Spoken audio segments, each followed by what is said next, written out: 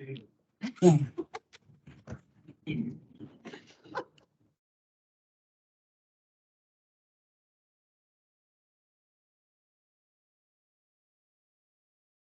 right, I will now call to order the THPRD Board of Directors meeting for January 10th, 2024. Jessica, would you please call roll? Miles Velasquez.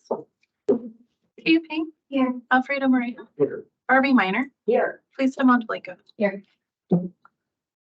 Thank you. We have no action resulting from executive session.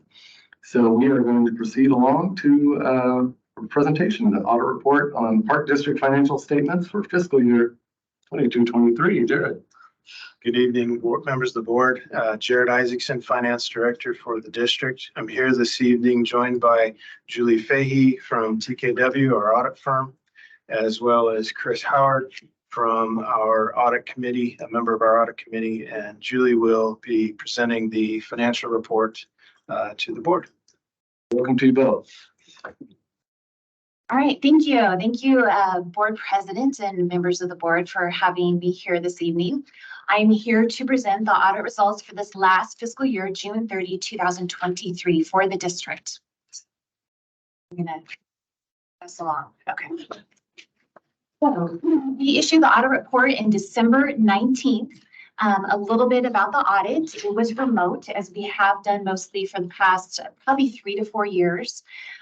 We do pop on site at different times if we want to look at certain documentation that's more available to be seen in person. We're happy to make that accommodation. We had 1 week for interim fieldwork in May, like we normally have, and then we returned for final fieldwork, which we did in October.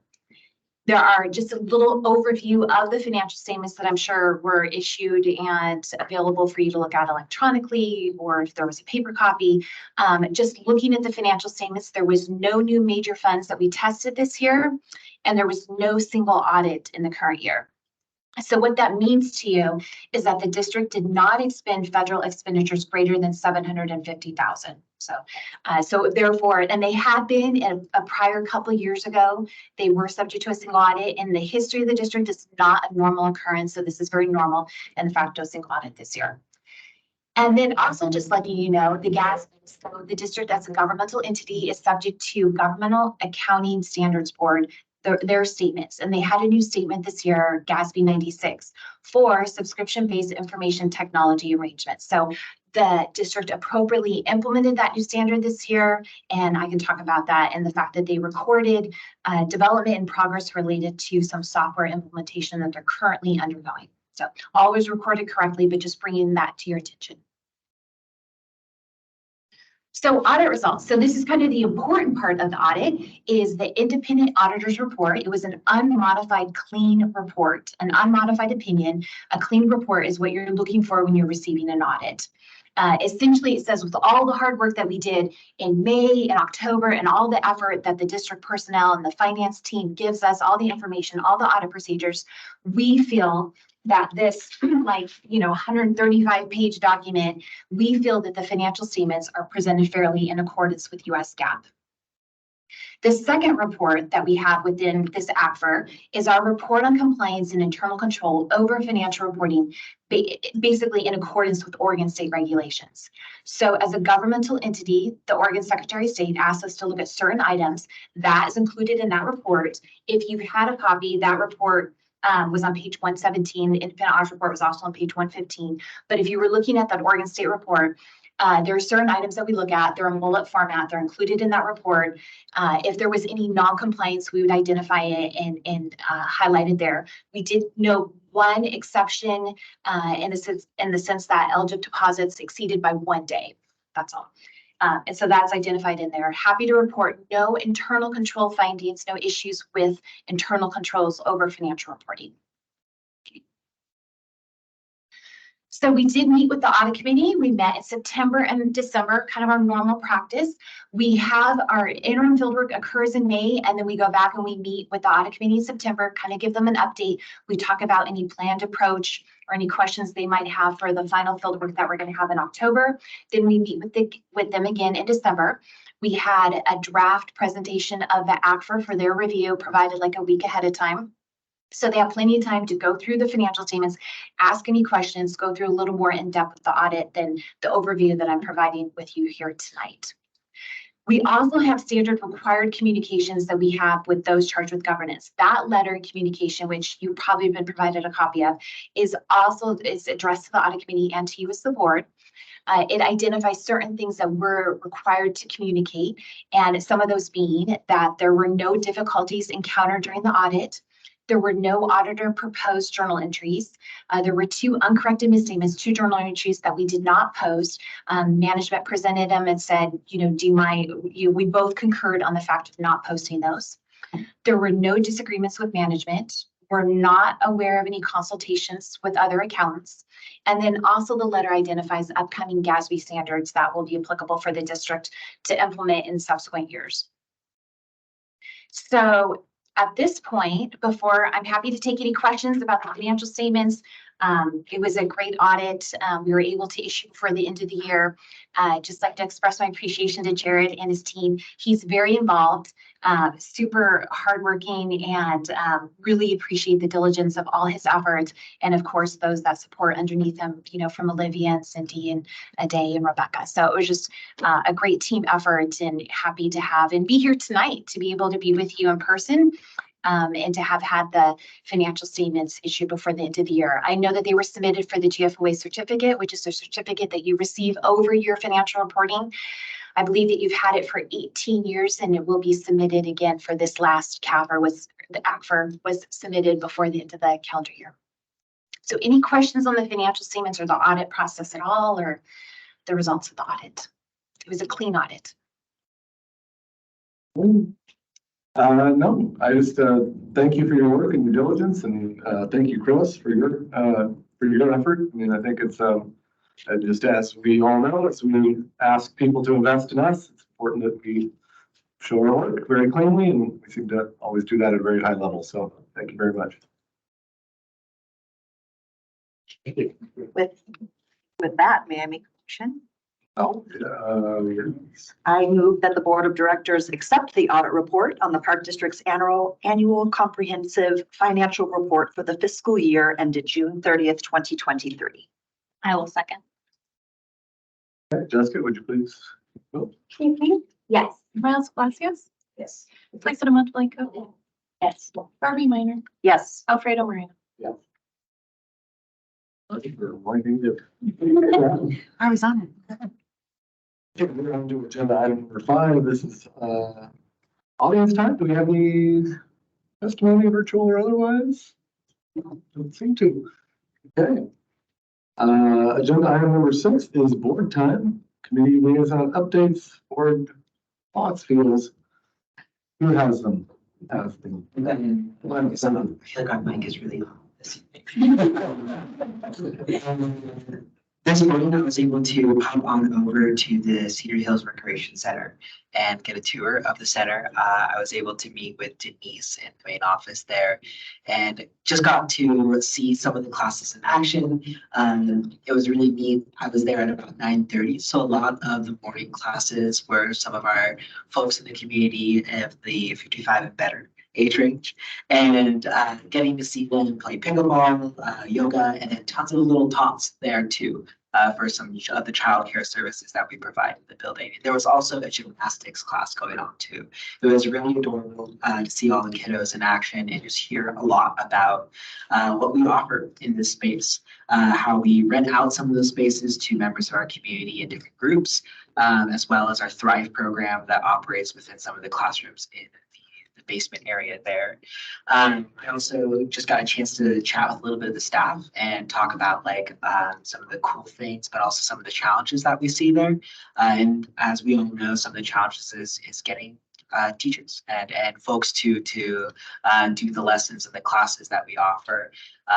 So it was a good reminder to continue with that emphasis of trying to recruit folks to fill those back up district and to provide those experiences for our community members.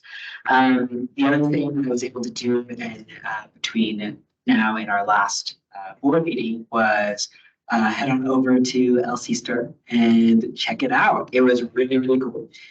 We were there while Meals on Wheels was there as well. So we got to see folks getting to enjoy community around the meal, as well as the game room and the different spaces where there are just like classes, little coffee bar. Just there is such opportunity for community for the folks that qualify for that age range that can use that center.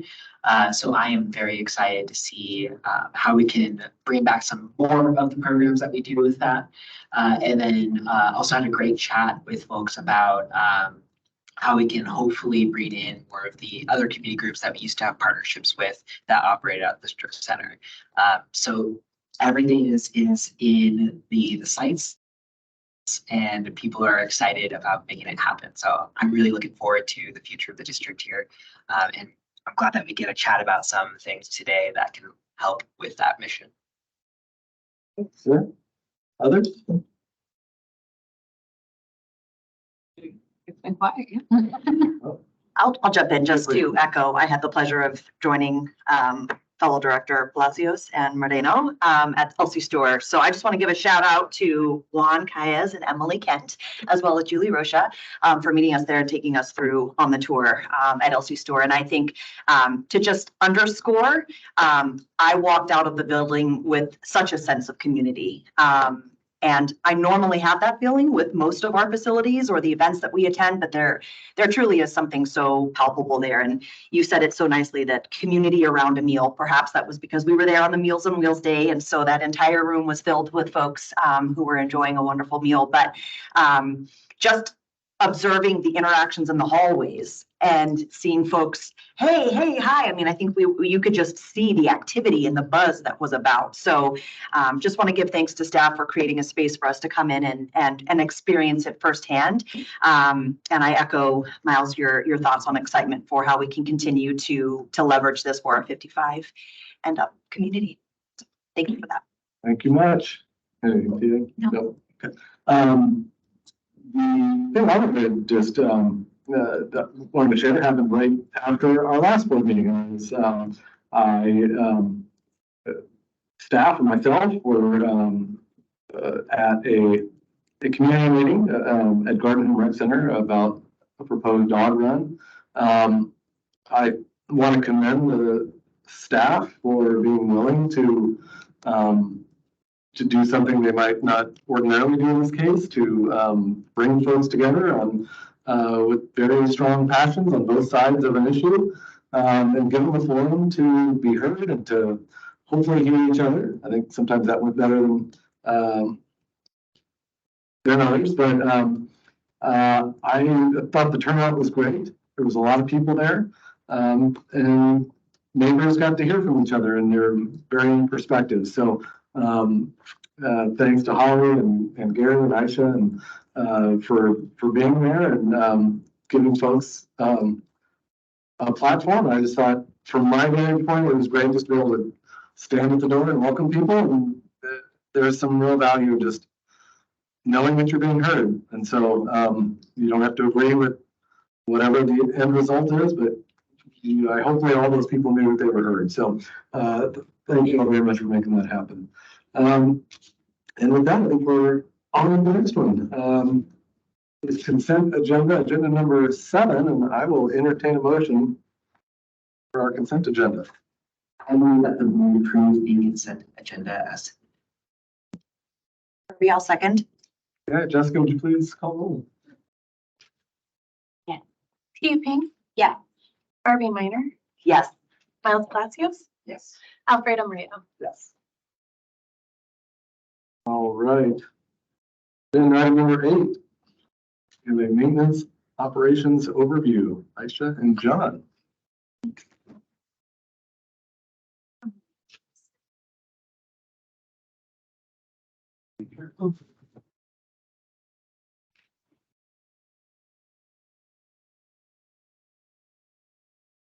Good evening, board members. I am Aisha Panis, the Deputy General Manager and Park Services Director, and I'm joined here tonight by John Campbell, who is our Maintenance Operations Manager.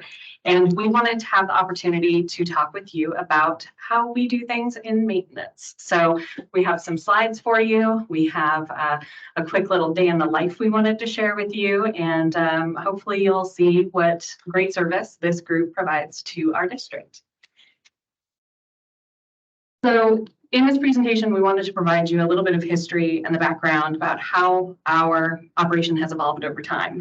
We started out in 1955 and we've grown to who we are today. Our population served was about 3,000 people back then, and we serve over 270,000 now. So as that population has grown, our holdings have changed, the number of parks, trails, natural areas has grown, and we have adapted at every stage of that process.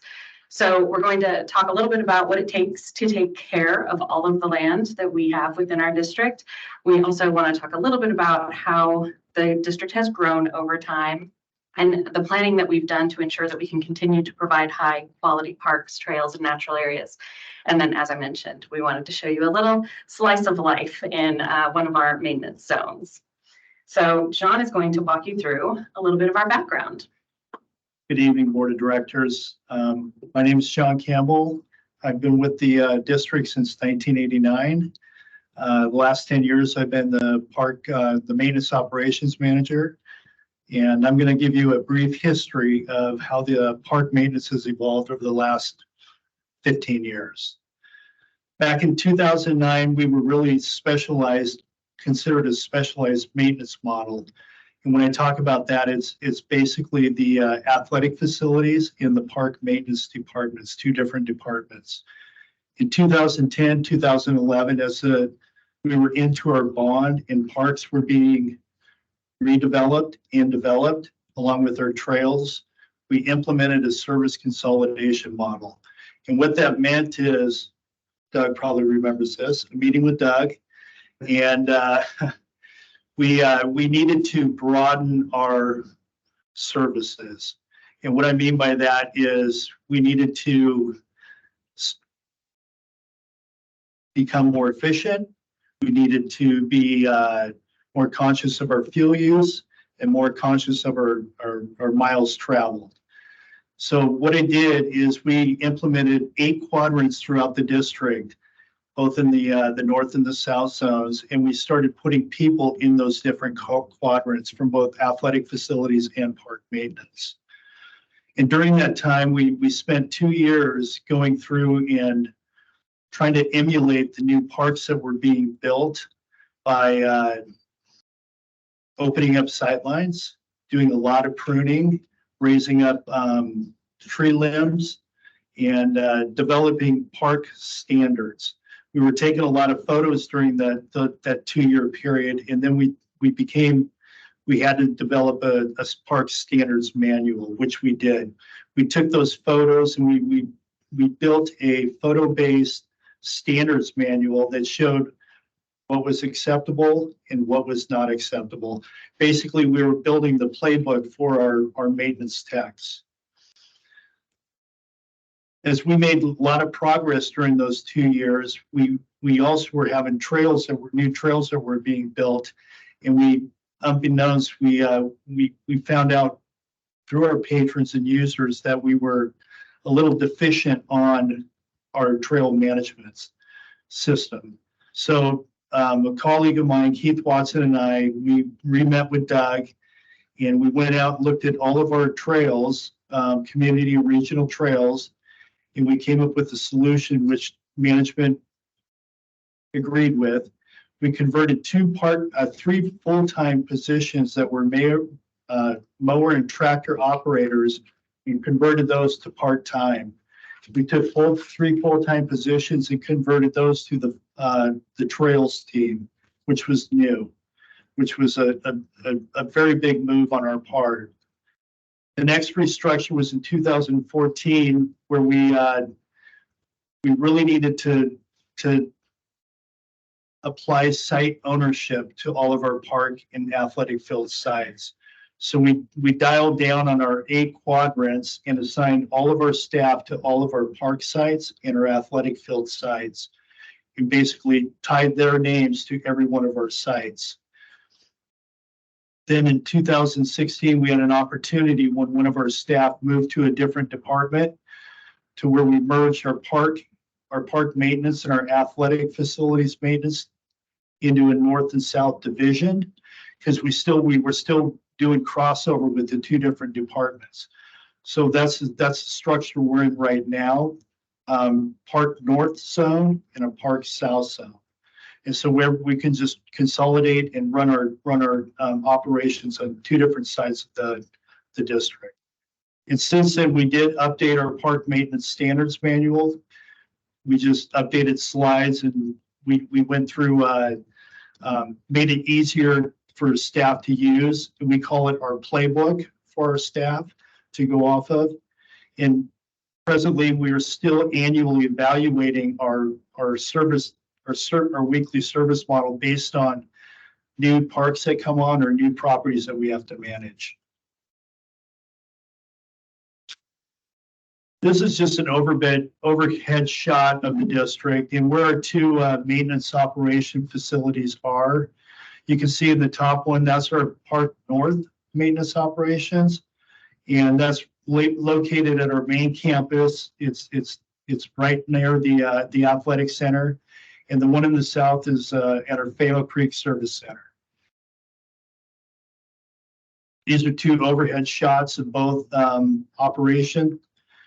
You can see to the left, that's our HMT shop yard. It's just under 2 acres. We do have another piece that's located about 500 yards to the east. It's by the east side of the athletic center. It's a pole barn area. It's just another place. It's a little over half an acre in size. It's gated. We keep some of our tractors up there and some of our supplies. And the Fayette Creek Service Center is just over 13 acres. And you can see the shaded area. That is leased land that we lease to the Portland Timbers. This is an updated org chart for park maintenance operations. You can see I'm at the very top. I've got 2 supervisors working underneath me. Underneath each of them, they have 3 working supervisors, and all of their techs fall underneath them. Right now, we're currently running 19 different zones throughout both Park North and Park South. This is just a snapshot of our Park North weekly schedule. It's kind of hard to read. I apologize for that. In here, it's a Monday through Sunday operations. We run 7 days a week.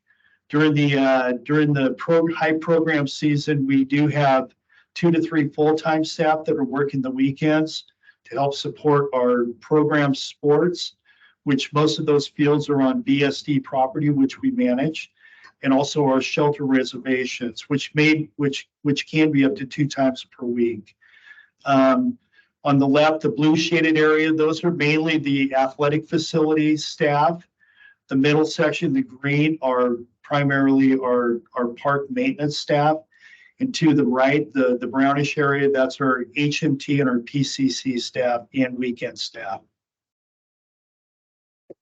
So this next map we wanted to share with you because it's really telling to see how things have changed in the last 15 years or so.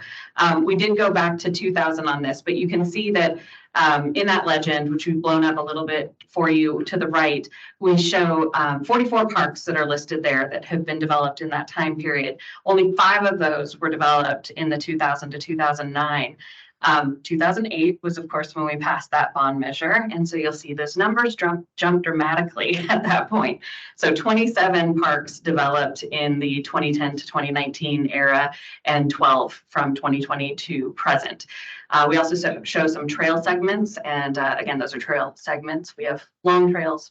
Those numbers represent just pieces that we might have gotten done. But we wanted to just give an overview of what that looked like. So you'll see we had new parks and trail segments developed across the entire district. but there is a definite focus in the North Bethany area and in the South Cooper Mountain area. So you'll see more clusters of park and trail developments in those two areas. So that's kind of bringing us up to date. And as you know, now we proudly serve the district with 117 parks. And you saw about half of those represented on that weekly schedule that John showed. There's the other South parks that weren't listed there. And there's going to be more than 117 overall because we also list all of those Beaverton School District properties that we take care of. So it is a large operation to take care of all these spaces, many acres. So that is the picture of where we are today. We have a lot of sports fields that we care for, parks, natural areas, and lots of trails. And all these numbers are growing, which is a wonderful thing, but it has its challenges as well. So one of the things that I was curious about coming into this conversation was what has it looked like just over the last 10 years? And so I spent some time with our last 10 years of budget books looking at a couple of key factors. One of them, represented in the chart to the upper right, is the park acres that we have acquired from 2013 to now. And that trend line is up. We've had years where we haven't bought anything, which is weird, but that is overall a trending line up. That graph on the bottom of the page is the maintenance full-time equivalent positions over the same time period. That number has gone down. So right now, our service model is that most of our parks are visited a minimum of once a week. Some higher use sites are visited twice a week. We increase programming, and that requires more people to serve that site. So when John mentioned the park reservations, our shelter reservations, during COVID, we cut those way back. There was a period where you couldn't rent them at all. And then there was a period where you could do it once a day. And we're back up to the pre-pandemic level of twice a day rentals. And we've added additional sites. So we've added our level of service, but we've done it with a dwindling number of resources. So one of the things that we can talk about is how you adapt to that, right? Because as John showed, we've made adjustments throughout time. We've had to. So we're kind of at a precipice of how do we continue to adapt and serve our public. And our goal is, of course, providing those high quality parks and trails to our community, but we're having to do it with fewer full-time staff, fewer part-time and seasonal staff, and we're seeing incredible increases in our utilities, our water, our electricity, but also for our materials and services, lining the fields and fencing repairs. And so this has been an ongoing challenge for us, and we're really at a point where we have to decide, can we continue on the way we are going, or do we need to make some adjustments? So I think John is going to walk you through that day in the life, and then we'll regroup on the, what do we do here? What do we do now? This is a day in the life of a park tech that serves a growing community. Tonight, we're going to focus on the North Bethany area. These are just the routine services that are provided on a daily basis for each of our park techs, as they visit each of their park sites.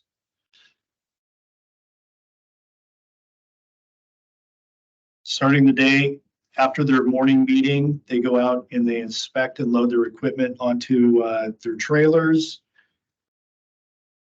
They get their fueling and equipment ready for the day. Hopefully, the intent is to go out and work a full day and not come back till the end of the day.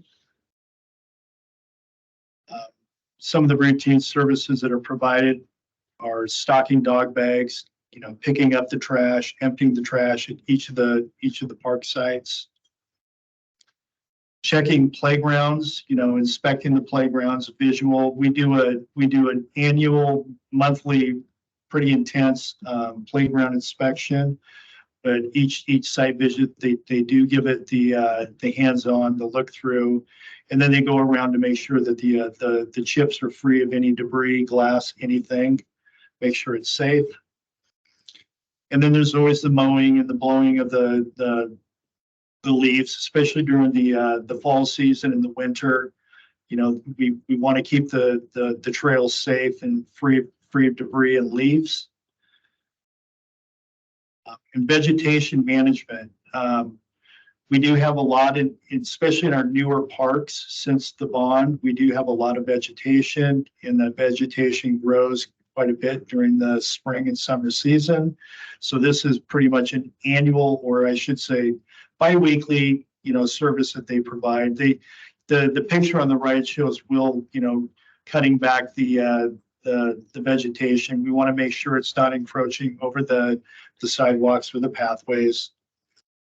And then the end of the day, our equipment is so vital to our operations. And, that's one thing that we want to make sure that we don't mess around with or skip over. We want to make sure that our equipment is serviced, kept clean, the mower blades are kept sharp, and then, that, like I said, it's vital to us to run and manage our operations.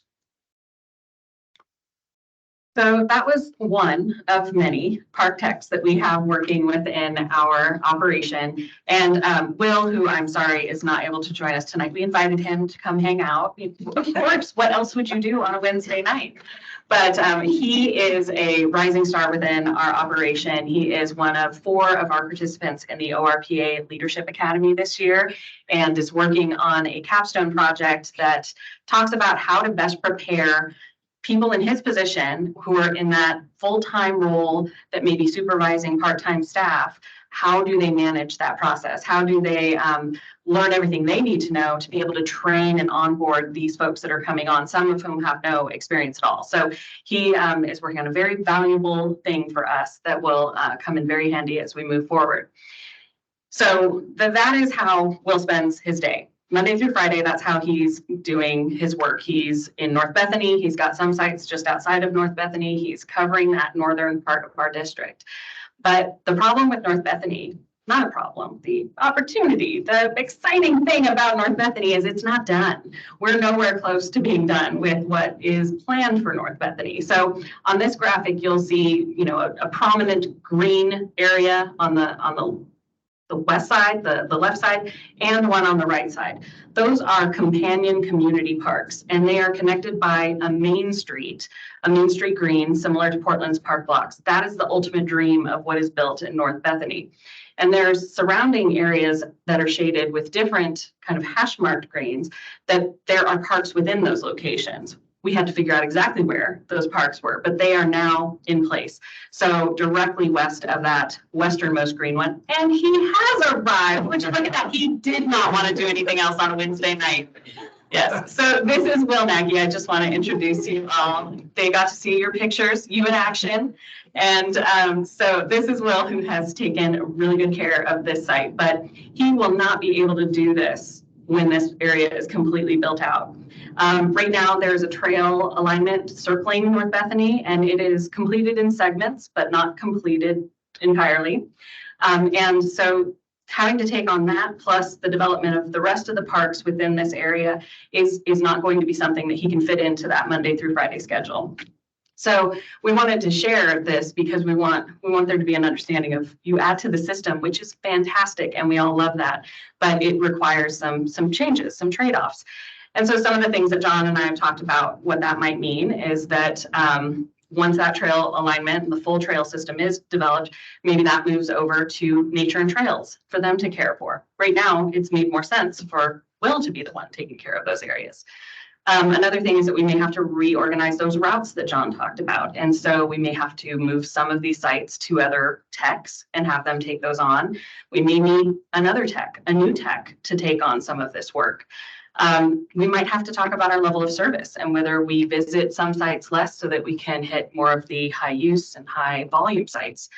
And then ultimately, we may also need to have a conversation about, without a stable and sustainable long-term funding for operations, do we maybe delay developing some of these newer parks? Because if we don't have someone to care for them, how will that meet our mission of developing those high value sites? So that is our presentation for this evening. I'm glad Will got in here at the end to be celebrated for the work he's doing up in North Bethany. And John and I are happy to answer any questions that you might have. Thank you for the presentation. It's great. Any questions, comments? Peters? That was so helpful and so informative. I kind of wish, Hermie's like, have I learned on that before in my 6 years? I probably have. You have probably told me that before.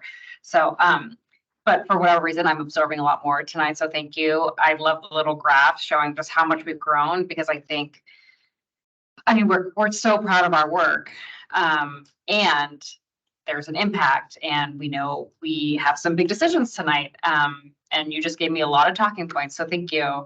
Thank you to all the staff who do this work. John, I know we don't get to see you very often, but we really appreciate you. And, I sort of wish every, all 270,000 of our patrons could like understand what it takes to maintain this, right? It's a lot of work and there's so much coordination that goes into it. So I think it's just a testament of like why our next vote is really important. Thank you. Others? Is there that graph you showed about the decline of FTE folks? Is there something we're pointing to there that why that line goes down? That There was one major reason why that would have happened, but the only thing was that those staff moved to a different location within our budget. Okay. We used to have our building facility staff located within maintenance, and we made a decision in the 20 to 21 year to move them into their own home facilities. So instead of being centrally supervised, those building maintenance techs moved under the center supervisors. But that only explains one dip down, but there has still been that progression of changes down. So. And is it because of budget or is it because we are having trouble filling those positions? Those are budgeted positions. So those don't represent actual people. Those are the positions we had funded in each of those budget years. And I think some of the post-pandemic, so 2021 and on, there were some positions that we housed in maintenance that we said goodbye to in the pandemic that we've just not been able to get back yet. We had someone who was doing more centralized procurement. We had a couple of people that were focused on capital projects. And when we were unable to sustain all of our employees during the pandemic, those positions went away and some of the work came into design and development. So we had to adapt to that. So some of those positions we lost as a result of the pandemic and just have not had funding to resurrect them. good to know. Good to know. Okay, anything else? No, thank you all very much. Very enlightening to see. So thank you, John, for being here with us tonight. And well, Thank you, Will. There you are.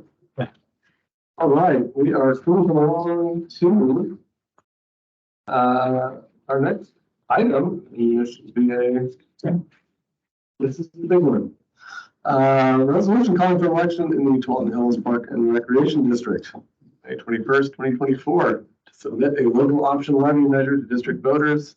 Holly, welcome. Thank you so much.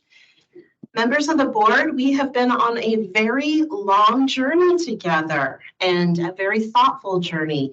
I did something a little different this evening. I did not do a PowerPoint because I just want to talk.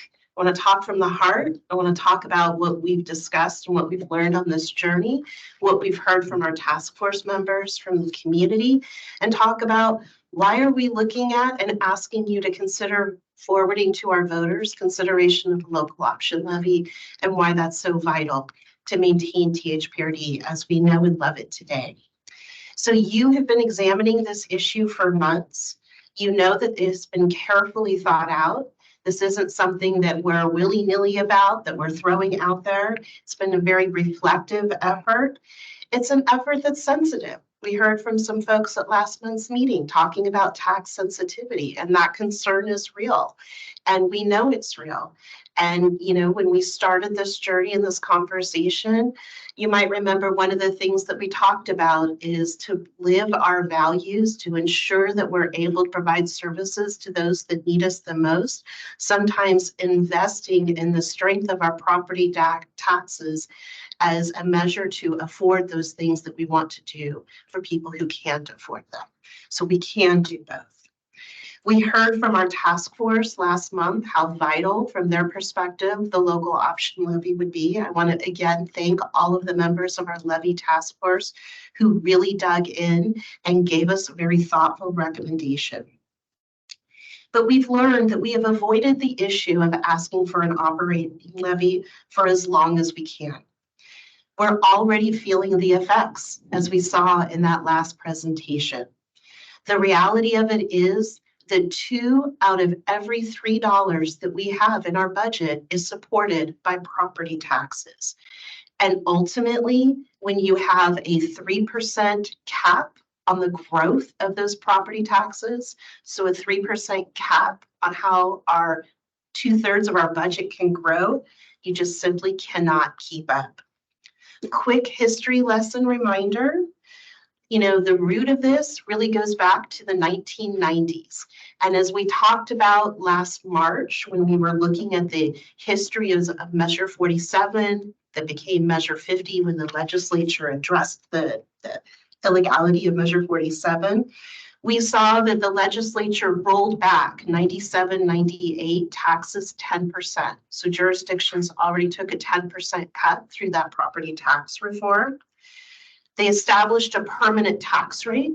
So this is why up until the 1990s, THPRD had a long history of going to the voters every few years to talk about an operating levy. Because when we passed Measure 50 through that legislature, we established permanent operating rates. We established the concept of assessed value versus real market value. And that's when that 3% growth on assessed value came into play. At that time, the state of Oregon said to the 1,400 jurisdictions throughout the state that the best way to reflect the will of the voters, the best way to ensure that we were listening to the voters was to follow the concept of local control. And what they said to jurisdictions is that if you get to the point that your permanent operating rate is not keeping up with operations, then it's your responsibility to go to the voters and ask them whether they want to fund additional operations. It really was seen as a check to give voters the power to decide what level of service they wanted the fund. So that really set the stage for where we are at today. And I think it's important to reflect on that history because it really frames the question before you today. The question before you is, should we ask the voters to consider a local option levy, which is the direction that the state of Oregon gave us. So for years, THPRD has benefited from really strong growth in our territorial boundaries. As we've grown, additional tax base has come into the district that's helped us kick this problem down the road a little bit. We've also had some really creative staff that have tried to stretch as far as they can, which I think John has shown you and Aisha in their last presentation. They've modeled how we've been able to do that. And then frankly, we've also deferred and waited on a lot of things that caught up with us. So for example, prior to the COVID-19 pandemic, we hadn't done a review of classifications or salaries for full-time employees for decades. That's not good. And that really, really became a problem during the COVID-19 pandemic and trying to come out of the pandemic because we were so far behind the labor market. And you've heard over and over again, many times in meetings, how hard it has been to hire and how we had to adjust our classification to be able to retain talent into the district. We also deferred as long as we could on very significant, substantial investments in ourselves. One of your priorities for the district today is to invest in employees and to invest in technology. And that's really a legacy priority because we did not invest. We put it off for as long as we could. So that's why today in 2024, we see us in the midst of our financial system upgrade. Remember that financial system? I mean, come on. What did they say to us? It's not even going to be supported after December 2023 if you don't change it, THPRD, so you better change it. That has happened many times over in small ways because we've deferred as long as we can. It's why our website is behind other jurisdictions. It's why our registration system, sorry, it really needs to be updated. So, what did we experience going through the COVID-19 pandemic? We experienced the pandemic closures that shuttered our facilities for 14 months. We saw the runaway labor market where we could not hire and attract, and we immediately had to implement changes to our full-time salary. We had to implement multiple changes to our wages for part-time employees because we could not attract talent to THPRD. We saw very important and very worthwhile state mandated changes such as the Oregon Paid Leave Act, pay equity, all good things that we need as Oregonians to live our values, but have a financial impact on employers and implementing those ideals. So where are we today? We're looking at a $16 million shortfall year over year. What does that shortfall mean? That shortfall represents 21% of our annual operating budget. 1 out of every $5 gone. Gone if we don't figure out what to do. Personnel costs, which today represent about 27% of our annual operating expenses, become 86% on the scenario that we're looking at. Half of our money for materials and services gone. Contingency wiped out by 80%. Capital replacement gone. We can't operate the district under that scenario. Without the levy, we simply will not be able to maintain THPRD as we know it today. Without the levy, we will lose 50 full-time positions and 200 part-time positions, which will significantly change THPRD as we know it. We know, we talked at our April meeting last year. Well, what does that mean? What would we look like? Park services would be greatly reduced. We would visit some parks very rarely, maybe once a month in some cases, we would get that lead. Garbage pickup would be much less frequent. Restrooms would not be cleaned, many would be closed. We would see a 50% reduction in our park and trail projects, and we know how important maintenance is to avoid problems. This is something that we heard from our task force members over and over again, the importance of making sure that we're keeping up on maintenance for the safety of our patrons. We would see 3 of our pools close, 2 of our splash pads close. We would see the elimination of mobile rec, after-school programs, preschool programs, reduced facility hours, elimination of community events, and the elimination of programs like Fitness in the Park, Camp Rivendell, and the new program and so much more. Our levy task force members said loud and clear and unanimously that that is not the THPRD the community expects, and it was an absolute priority to support a local option levy. We were very circumspect when we looked at what we needed for a local option levy. We did not want to ask for more than what we needed to maintain operations.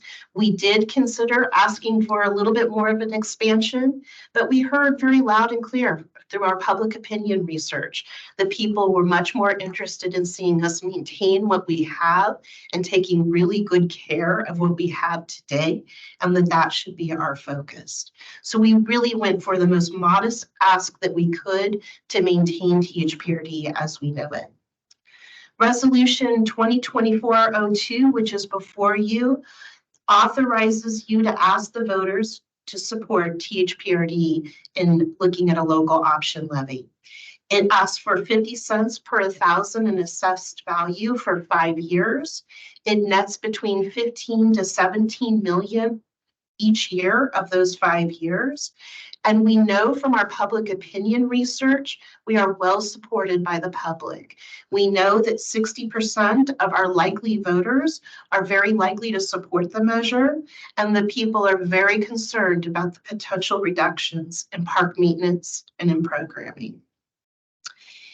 Finally, I want to emphasize that we're not asking for the local option levy lightly, and we care very deeply and passionately about ensuring that the community remains affordable and the THPRD remains in reach for those that need us the most. And I would argue that investing in the levy is the best way to allow us to continue to invest in our values. We must remember that the strength of the investment of the property taxes is what funds our most vital programming services to reach folks. With the levy, we can expand access through THPRD by expanding our financial aid program, which you're going to learn more about tonight. We have made tremendous growth in reaching folks and signing people up and expanding financial aid. And part of our vision is to continue to do that with the levy investment and reach even more people and get them into programming. We can expand our partnerships with community-based organizations and government agencies to reach more people to be aware of our financial aid program. We can continue our mobile rec program, which partners with so many affordable housing service providers, senior home care facilities, and others to reach people who are so vulnerable where they are at and to offer recreation to them where they are at. We can continue Camp Rivendell that serves children experiencing disability. And we can continue our affordable preschool and after care programs. Let's keep in mind, it's not just that we offer preschool and after school care, we also offer some of the most reliable and affordable programming in the community that people and families really rely upon. And we can continue the excellent work that we've begun with Centro de Bienvenida to reach folks who would not find us otherwise without the strength of that program. All of us on the management team respect that you have a burden before you this evening. You have a heavy decision to carry whether or not to refer this to the voters. And we thank you for carrying that burden and for wrestling with this issue. But at the end of the day, I think it's a pretty simple thing to do. You know, when you look at that 1990s research and you really reflect on what the state of Oregon advised jurisdictions, we're following the process. When you reach the maximum of your operating potential, if you need more to maintain operations, you're supposed to go to the voters and make your case and ask them what they want to invest in. It's about letting the voters decide and giving them the choice. So with that, I just want to thank you for your consideration of this journey. Thank you for going along with us, and happy to answer any questions you may have. Questions, comments at this stage? Okay, thank you, Holly. I will entertain a motion to. I feel like we should give kudos real fast. Yeah.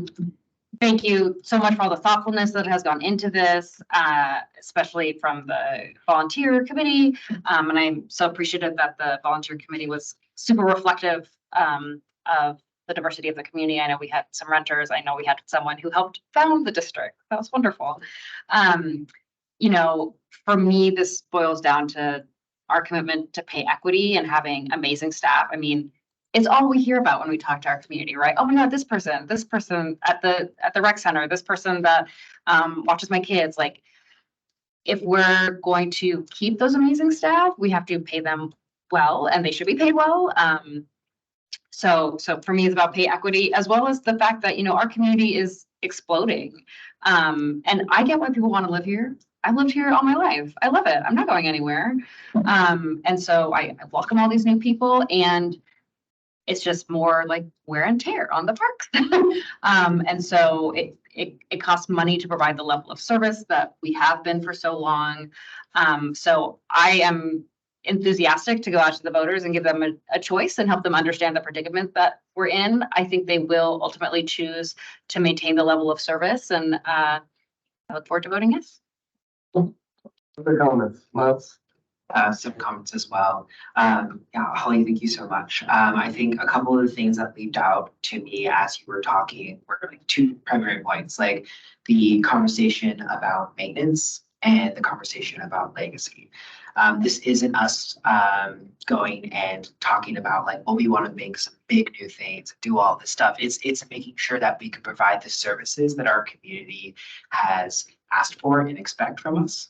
Ensure that we are able to protect their experiences, but also with pay equity and then what we're talking about with our employees, take care of the people that make that happen. And it was wonderful that we had so many great presentations this evening because it's people like Will that like we need to take care of because they make this district happen for our community members, and that's super critical for us to protect. On the legacy piece, like it is our community members, it is the kiddos that they are bringing into this community that stick around. It's people like Dumont Blanco who spent their entire lives here and love it and will stay, that we are doing this for. And on the last little piece there, just like such a thank you to the task force, the work that they did, the survey, the voice of our community members that are saying, yeah, we should have a vote on this. So I think that we owe it to our community to put this on the ballot and hear what they have to say about whether or not we pass a levy. I just want to thank the staff for the immense work of projections, estimations, hypotheticals. I know it was a lot of work. I know when this conversation first brought up, I wasn't the biggest fan, and I think a lot of our community will kind of be shocked at first, but with all of these conversations and this, Holly, your perfect story just now of talking from your heart kind of just puts everything in perspective. Growing up, like we talk, you know, Miles talks about legacy. I was born and raised through THPRD. My kids are going through THPRD. So it's important that it stays the way that it is. And we've seen examples of what happened with Portland Parks and Rec. We see kind of the availabilities at Hillsborough. And so having a special parks district is just so important and shows what strength we have being our own special district and being funded, and the community has been for that ever since. And I think sometimes people forget all the things that takes to run and see this growth and expect growth when there's just this whole background work of stuff going on. And so I'm happy to support that. I am going back to Holly, your beginning of having to go back to the community when we're kind of under operating budgets and asking if this is worth it. I think even though it kind of makes our job a little bit harder, it's also a beautiful thing. And I hope that when I have less guilt asking for this, in that really it's the voters who's going to decide this, and it's not us. We're just providing the opportunity if we need to. And then if they don't see it, then it kind of checks us into who's been using us, who sees value in us. And so should it not pass, that gives us more information. Should it pass, then it's, it'll show that how important we are to everybody in everybody's lives. So again, thank you to staff and everybody for all of your work. And yeah. Thank you. Comments. I mean, I feel repetitive when my peers have expressed gratitude, so I will pile on that gratitude and say thank you. The word that stuck out for me, Holly, was when you said, that there's a burden in front of us, and I feel that. I also phrase or say it's a burden and a responsibility. And to kind of piggyback, Tia, I think we've been privy to this year-long journey almost of ideations and what are alternate ways in which we could solve this, educating ourselves on the depth and the severity of what's going on. But ultimately, again, we're 5 people and we serve a district of 270,000 folks. And so in that regard, I don't see it as much as a burden as a responsibility to say, to Tia's point, I would like to hear again what they would like to see. And so thank you for the tremendous work in educating us along this way. And I look forward to, I'm banging the drum, how we communicate out there with our folks, right? I think even hearing you talk about the history of, they're going to have a voters pamphlet and they're going to see yes or no. And we won't have that opportunity to take them on a walk from what happened in 1997 and the changes, et cetera, to where we are today in 2024. So thank you for the intentional effort to make sure that we can continue the education that we've had as a board with our community members. So thank you. Thank you all. Yeah, I will just close in saying that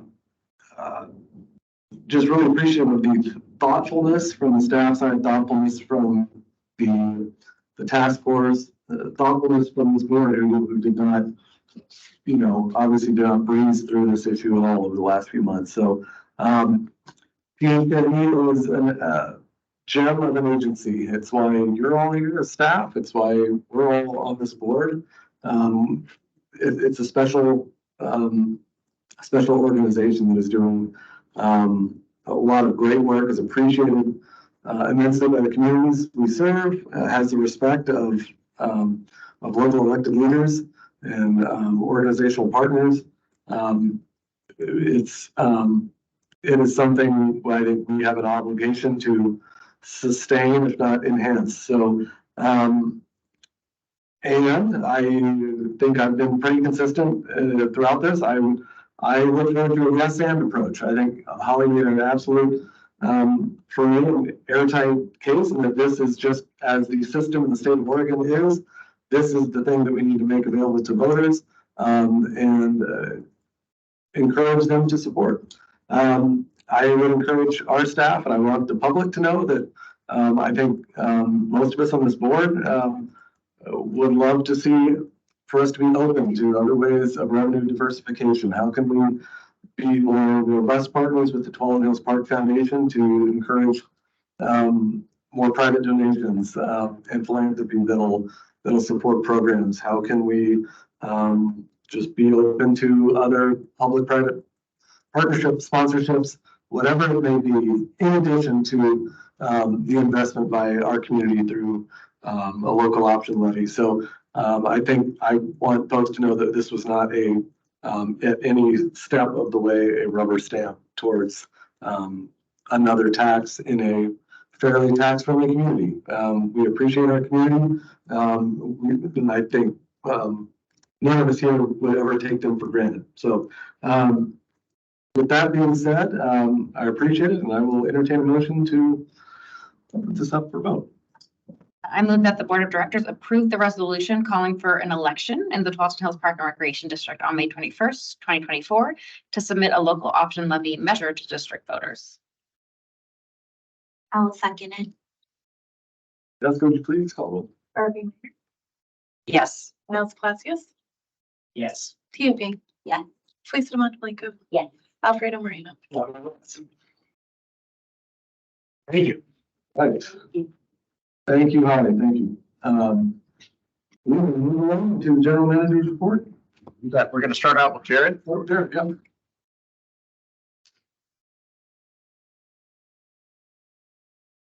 Welcome back, Jared. Thank you. Back again, the Jared Isaacson, Finance Director for the district. I came before you in November to discuss the monthly financial report and how we would have liked to seen it modified.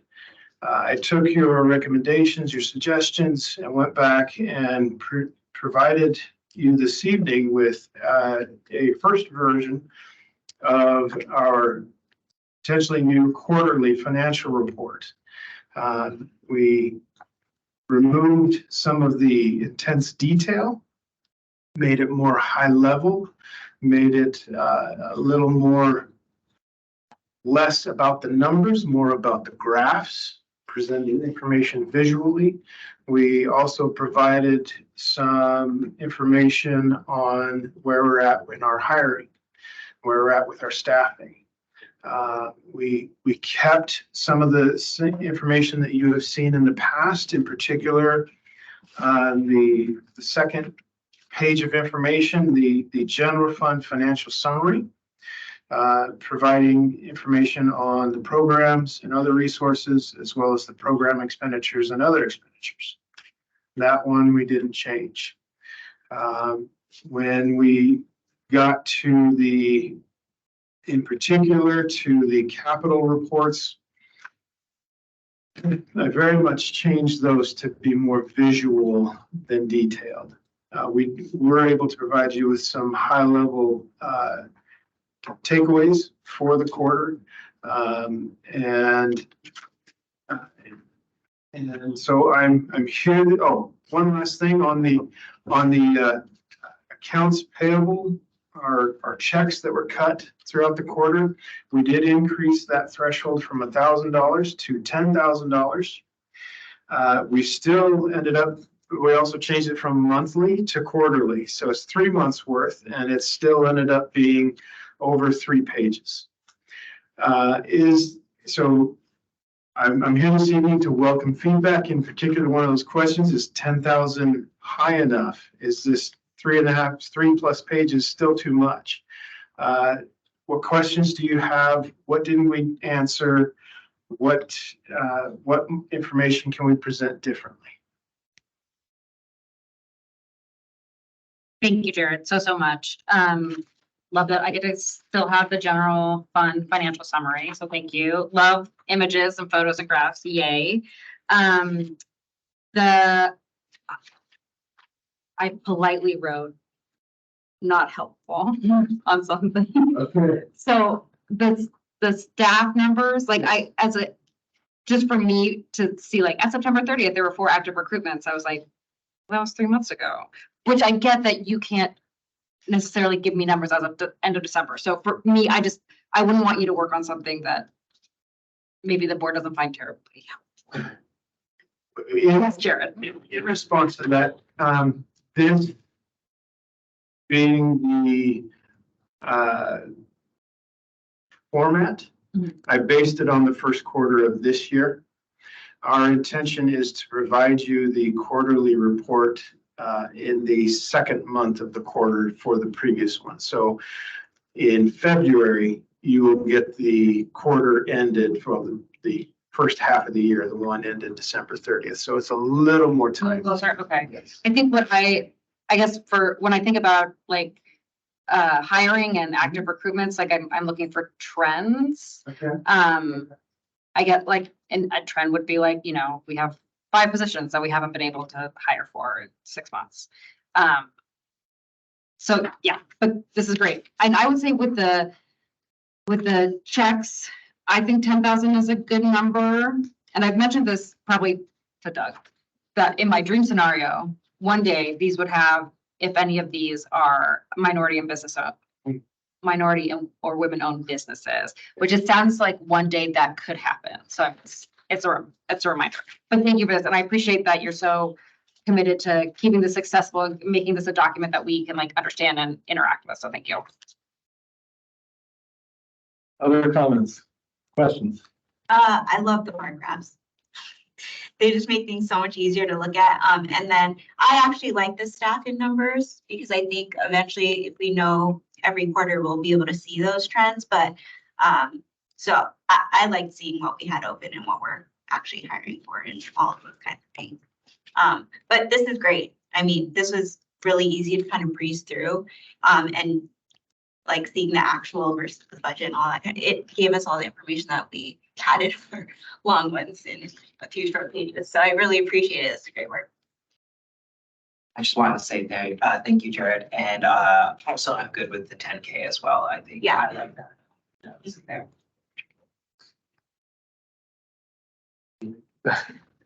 Yes, I did want to, I agree with what Felicia said on the, forgetting what you just said, but I agree. Really smart. It's embarrassing. First of all, the minority women-owned business would be awesome to see in the future. Yeah, 10K was great. Hiring,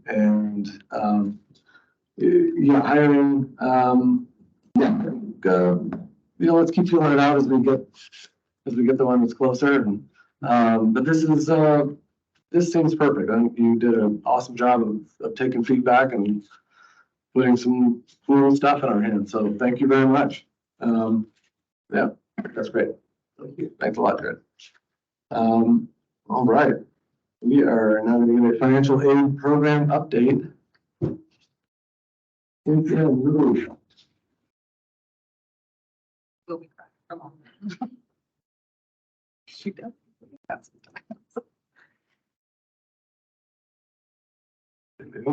Welcome.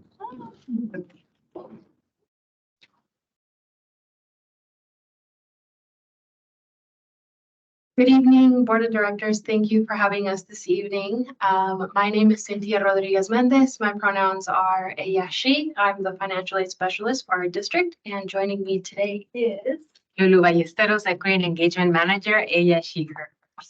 today we're going to talk a little bit about our financial aid program and future plans that we have. So we wanted to talk about the progress since the financial aid program's assessment. But before we jump into it, we wanted to provide a little bit of a background.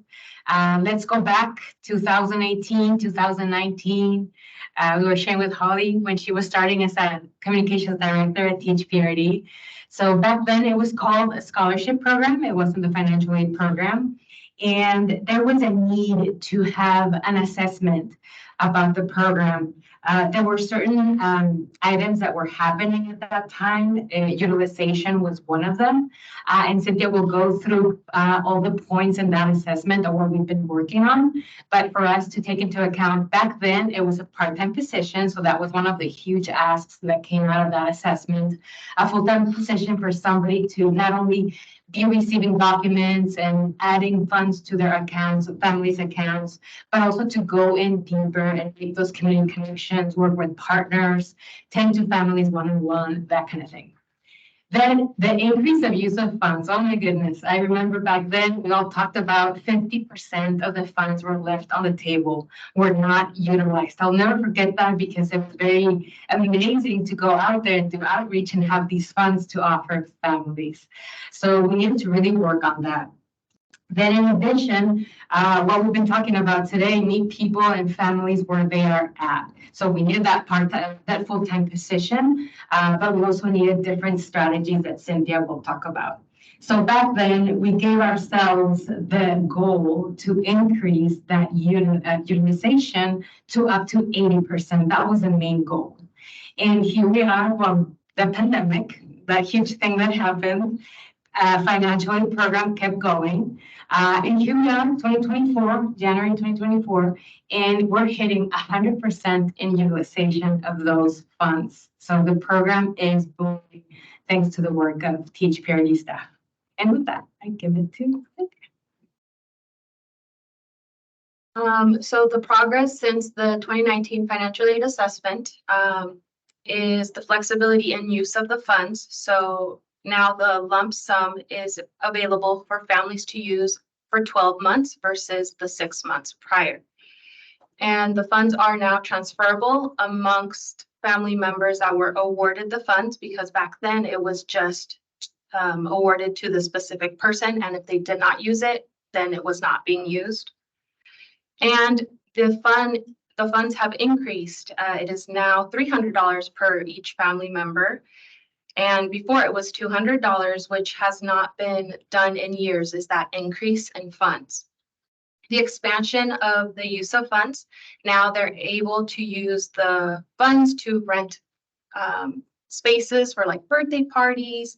They can use them to pay for property for the community garden plots that we have at our parks, and many, many more things. In verifying income, we've also added the BSD free lunch letter, making it a little bit easier for families to qualify for our financial aid program.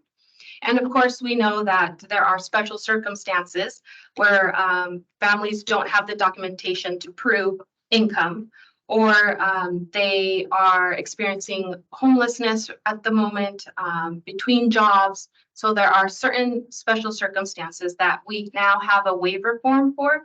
So they just fill out the form, let us know a little bit about what their situation is, and that is their proof of that they would submit with our application. Accessibility and communication. We have now rolled out new marketing materials for our program.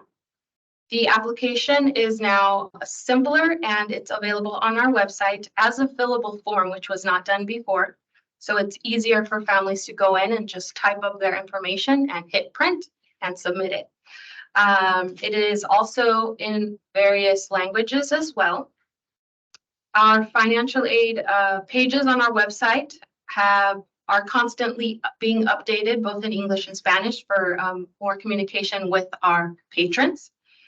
And we now have a way for patrons to sign up to receive monthly newsletters. It's our financial aid monthly newsletter.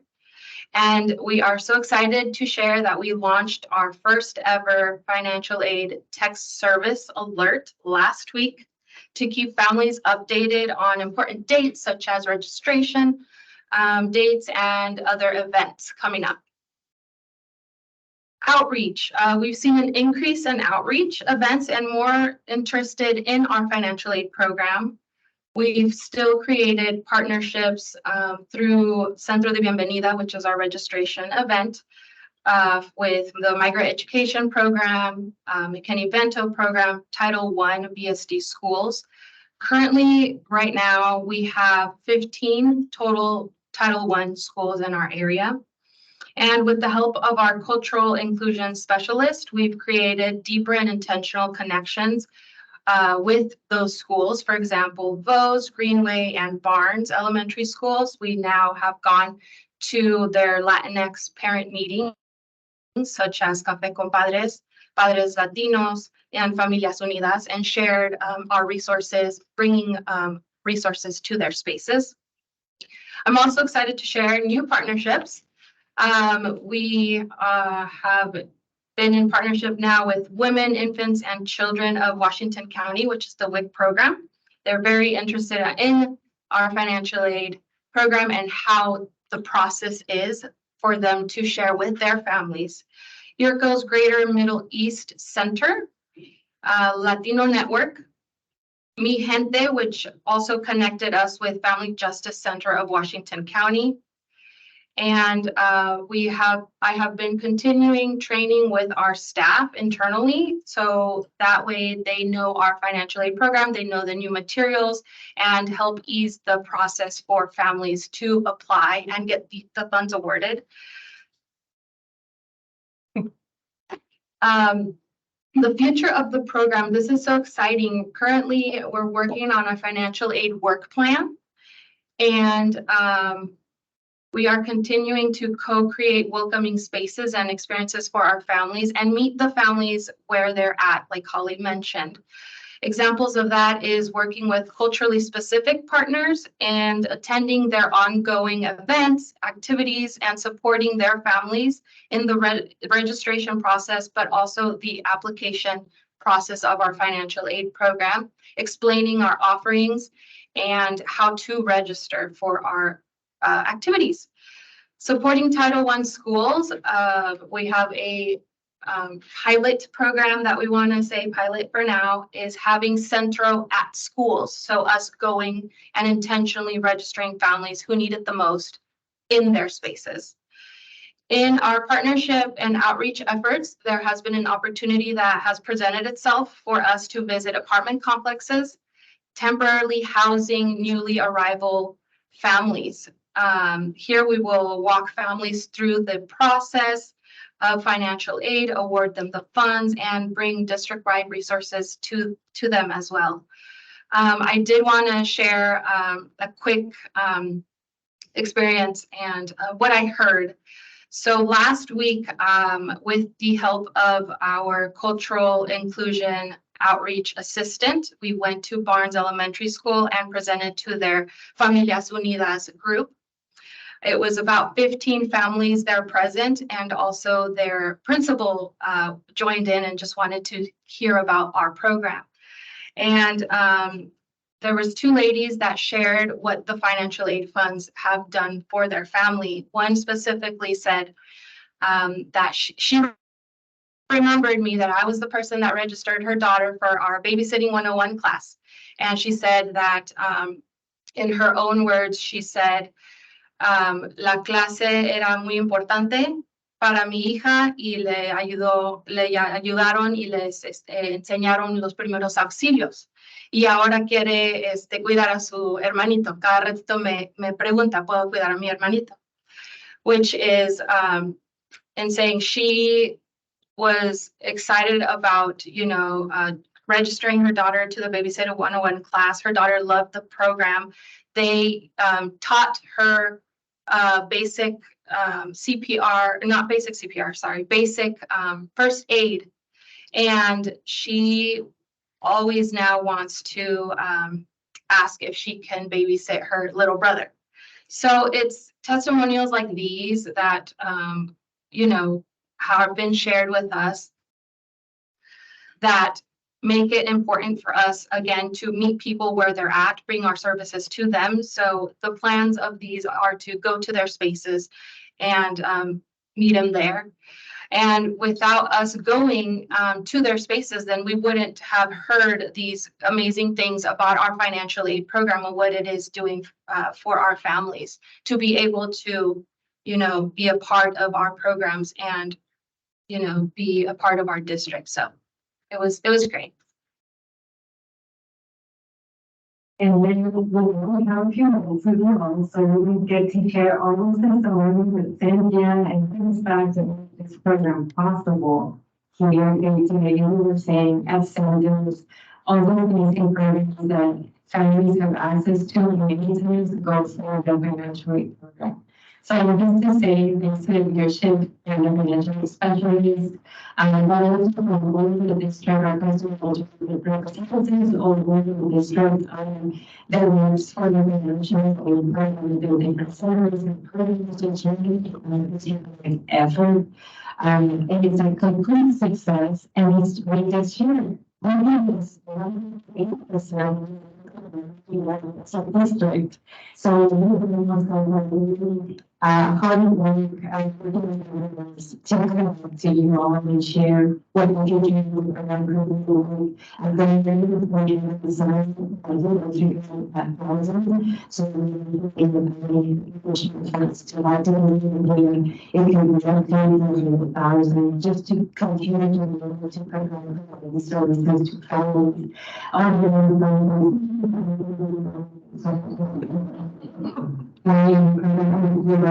Questions, suggestions, thoughts that you have. Please go for it.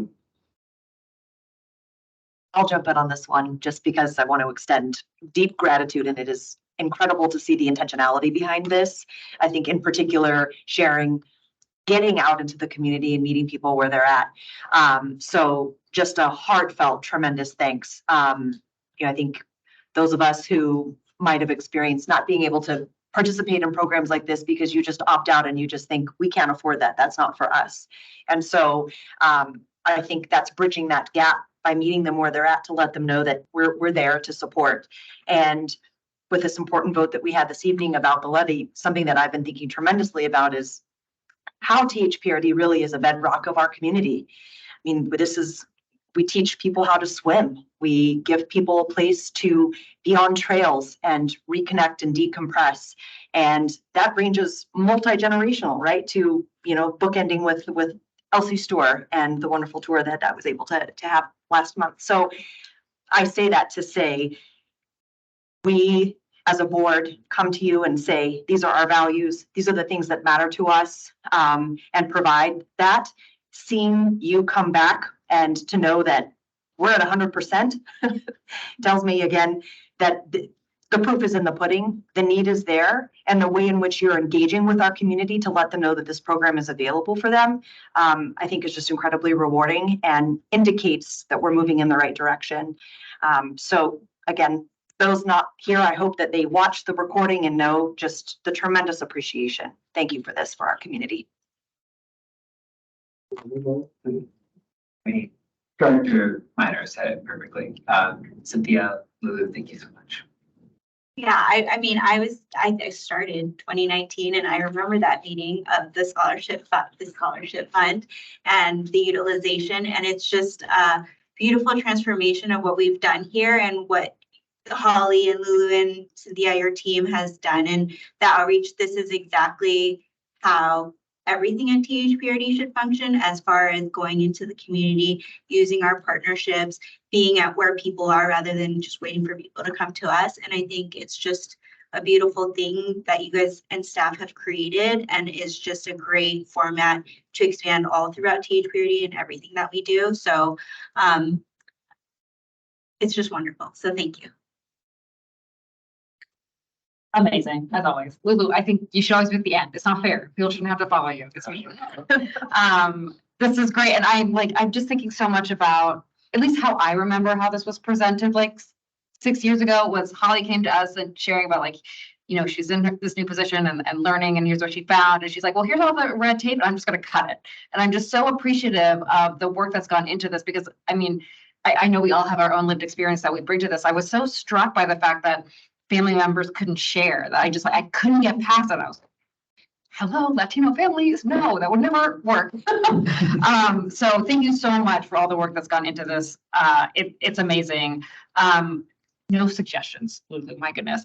A thought though is that I do like to think between the 5 of us, we have an impressive network. And so when it makes sense, I'm just thinking oh, I know a principal over here. Oh, I know a principal over there. I just think you should use us more often, if that is helpful. But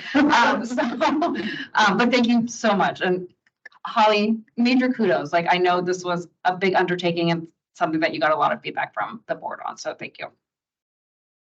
Thank you. Every time I get this information, this is the part of the meeting I try really hard to avoid doing the Bruno from Dance with the Stars, standing up and gesturing all my praise, but no, you're going to get that satisfaction. One of the things I had a question, first of all, of just what is there a trend of most of the folks are using the financial aid? What type of classes, or what is there one area that kind of stands out or anything like that? I'm very excited about this question because right now, Cynthia and our grant writer and Paoli from IANS, a lot of people are coming together to have a database in order to gather information that includes what are the things that people are signing up for the most. So it's not only at Central that we're asking those questions, but also directly through the financial aid program. We do know through Central and financial aid, it is gymnastics, swimming, but what percentages? And something that just Cynthia was saying today, what locations and where are the families living? So it's their address or zip codes, because many times it's a family that they didn't know the center was just almost around the corner. So there's many questions coming together, and this database will help answer those questions. Not as an estimate, oh, it's swimming. It's really this percent is swimming and this percent is gymnastic for these ages and these areas. So. If you could, I want to tag on something to that. I think you can look at that quantitative and qualitatively as well. And one of the things that we have really been able to do, really, I want to give Sabrina and Julie a big thanks as well. Rec Division has been our partner and our ally in this every step of the way. We've made a really big impact on getting these families into swim classes.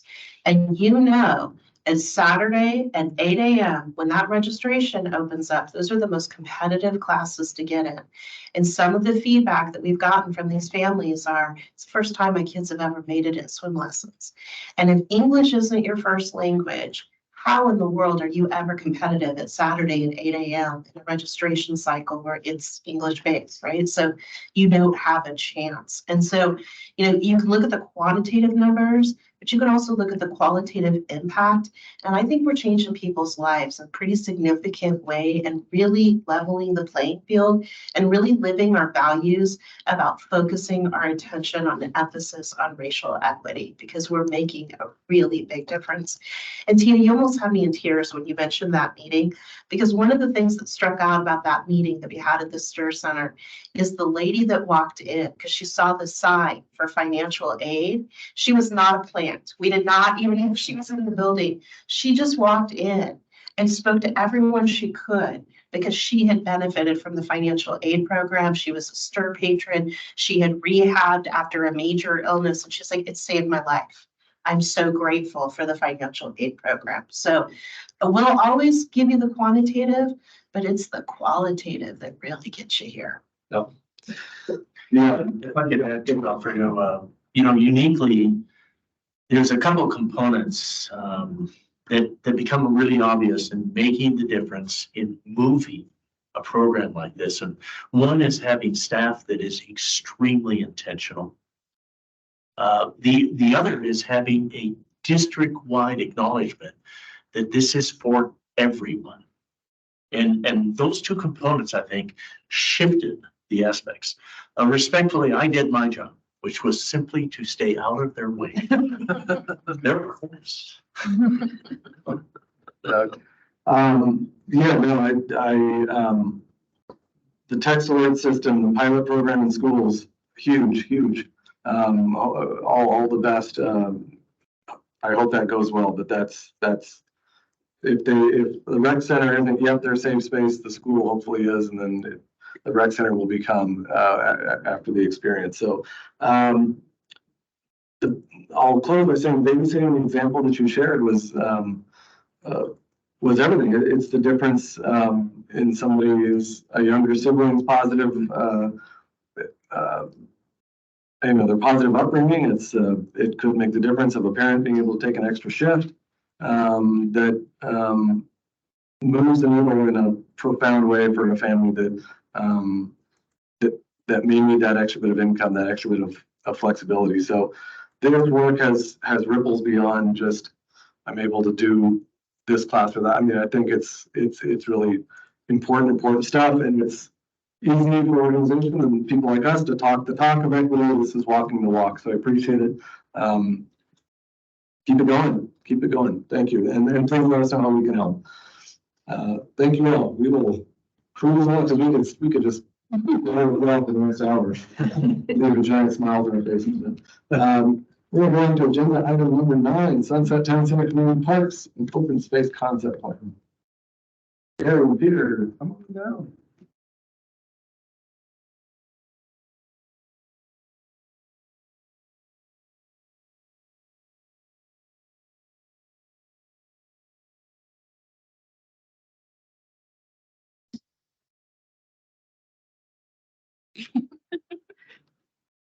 Good evening. Thank you for having us. I'm Gary Keck. I'm the Planning and Development Manager for the Park District. And with me tonight is Peter Swinton, our Urban Planner.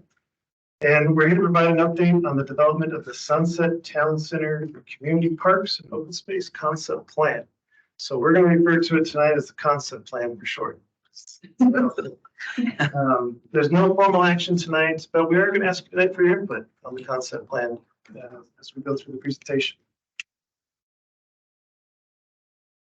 So the concept plan is being developed by a consultant named David Evans and Associates in partnership with the Peter Court and Company, who's the developer of the project. And we have with us. The concept plan is funded through our system development charges. We have in 2020, we did an MOU with the developer, Peter Court Company, and this was part of that agreement. Due to the area's underlying zoning, we are expecting dense apartment style and mixed use development. And with the development, we also expect between $75 to $100 million in SDCs to be generated. This is equivalent to approximately 7,500 multifamily units to get to that. And we've been told that they are looking at 4-story buildings through the area. Now, due to the density and the lack of recreation spaces within this area, the city of Beaverton required this development to create a community park and open space plan as part of their conditional use permit to move forward for them. So what we have done is worked with the developer and to illustrate the reduced recreation access to this area. Here you can see on the left, THPRD's walkable level of service analysis. And this is from our 2019 Parks Functional Plan, where the purple area shows the adequate level of service. And the yellow area shows the below service. And then the gray shows that does not meet our service. And as you can see, the area south of Barnes Road is considered not having adequate service in the area. Now, the concept plan is going to outline the public and private parks, trails, and open spaces through this area that will be built eventually. And it's going to be serving the future residents of the developments as well as the greater Cedar Mill community at large. THPRD, we can use this concept plan to identify the district-owned parks and trails throughout the area and know that these could be funded in the future by the STCs generated from this development. So here you can see the concept planning area shown in the yellow boundary line. The project is bounded by Faggy Park and the Johnson Creek vegetated corridor on the north. On the south, it's bordered by the Sunset Highway. And on the east, it's bookmarked with the St. Vincent Hospital Complex. And then on the west, we have the Cedar Mill Wetlands as the boundary. So what I'd like to do is I'm going to hand it over to Peter, and he's going to take you through the details of the project and get some input. Thanks, Gary. So the goals for the concept plan are to guide development of equitably distributed, visually balanced parks and open spaces that will benefit public health, build community, promote wildlife habitat, create regional connections to and through the PUD area via the North Johnson Creek Community Trail, and benefit the greater Cedar Mill community in addition to those who will live and work in the future PUD area.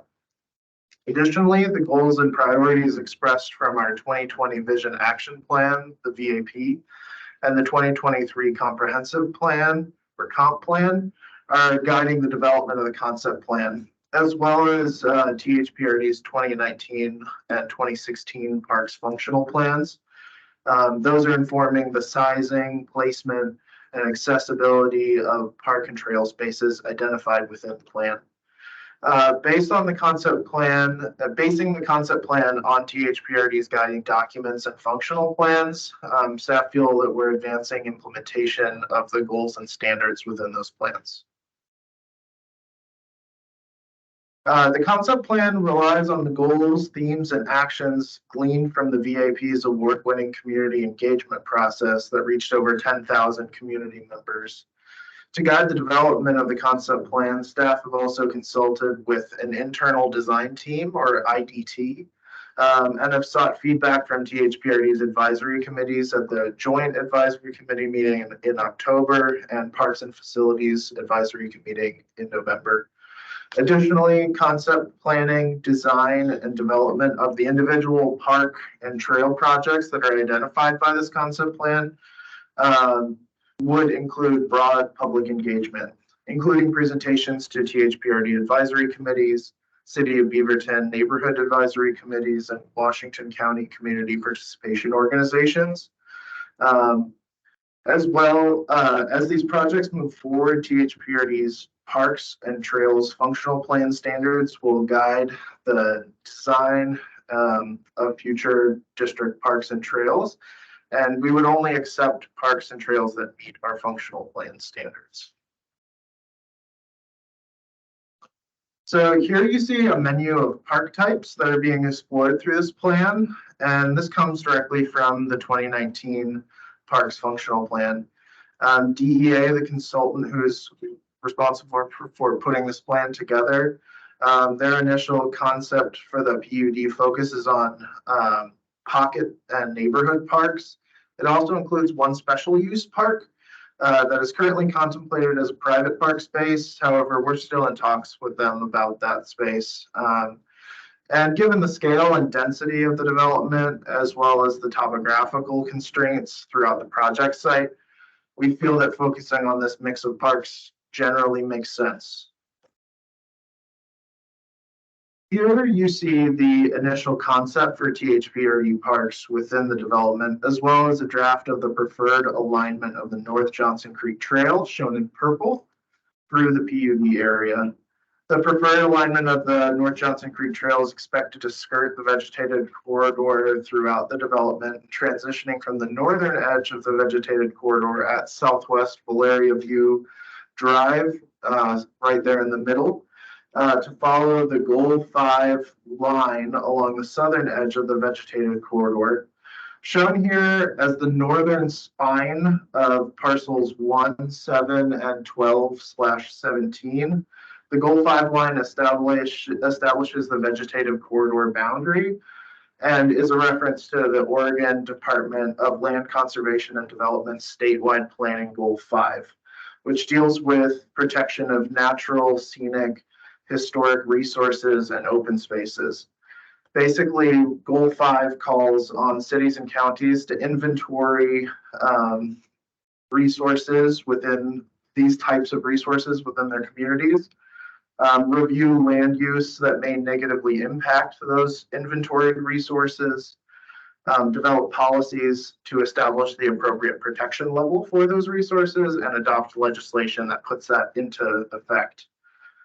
So as for park facilities, the current draft plan anticipates 2 neighborhood parks, here identified as green hexagons, and 3 pocket parks, which are indicated by yellow squares. Through the concept plan, it includes conceptual drawings of these park spaces, but please know that these are just illustrative, as we're not seeking to define what would go in these park spaces right now. We want that to be driven by community engagement that would be done when we actually move to develop these individual projects. So those are just to get a sort of flavor of the area, but not necessarily, but don't define what would go in each park space. In addition to the parks, the concept plan currently envisions 2 private park spaces, one special use park that's adjacent to the Sunset Transit Center, and one neighborhood park that's expected to encompass much of the hillside parcel.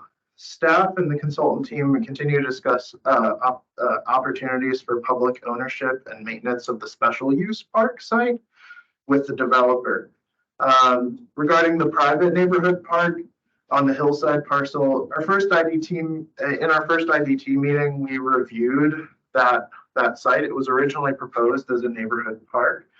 And we recommended actually that we decline taking that on as a neighborhood park because the site is heavily forested. It's quite steep.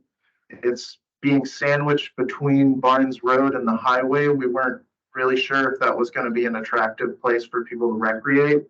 And because this is a pretty dense development across the entire site, and the developer needs open space in order to meet some of the code requirements for the PUD area. So we felt like foregoing that opportunity, it was unlikely that parcel was going to be developed like the rest of the development because they need that open space in order to meet that requirement. Here's the timeline for the project, and currently we're in January.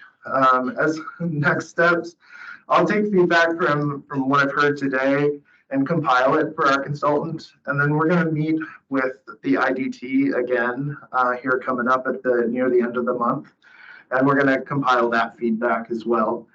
And I'm going to work with the consultant to draft a new iteration of the plan, a next draft, and hope to be back with you in March or April to present the plan for your consideration. As for a timeline on implementing the plan, that's a little bit longer. That's not currently well known, and that's because due to the size and complexity of the PUD, it really depends on how quickly the developer moves on developing the site. A lot of the facilities within this area would be paid for with SDCs. So we would need them to actually act on developing the site in order to gather that money. And what we do know with respect to it moving forward is the developer had a pre-application meeting with the city for a 100-unit residential apartment building and a commercial space that's adjacent to the Sunset Transit Center. They actually just presented that to CPO1 last night. And we've also, they've indicated that the parcel 7, which is a fairly large residential parcel, may occur within the next few years.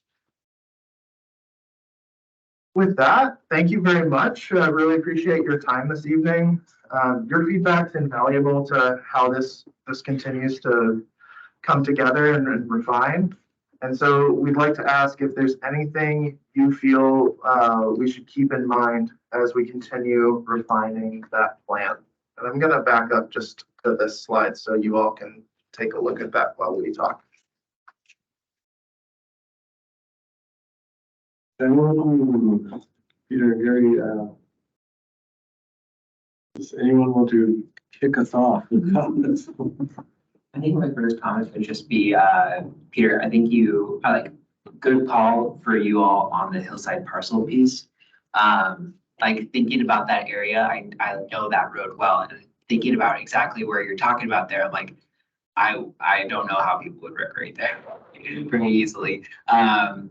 So like, I think that was a good call to pass up on the neighborhood park there. But all in all, I do like knowing what this space looks like. I like the ideas that y'all have here for the pocket parks and the neighborhood parks.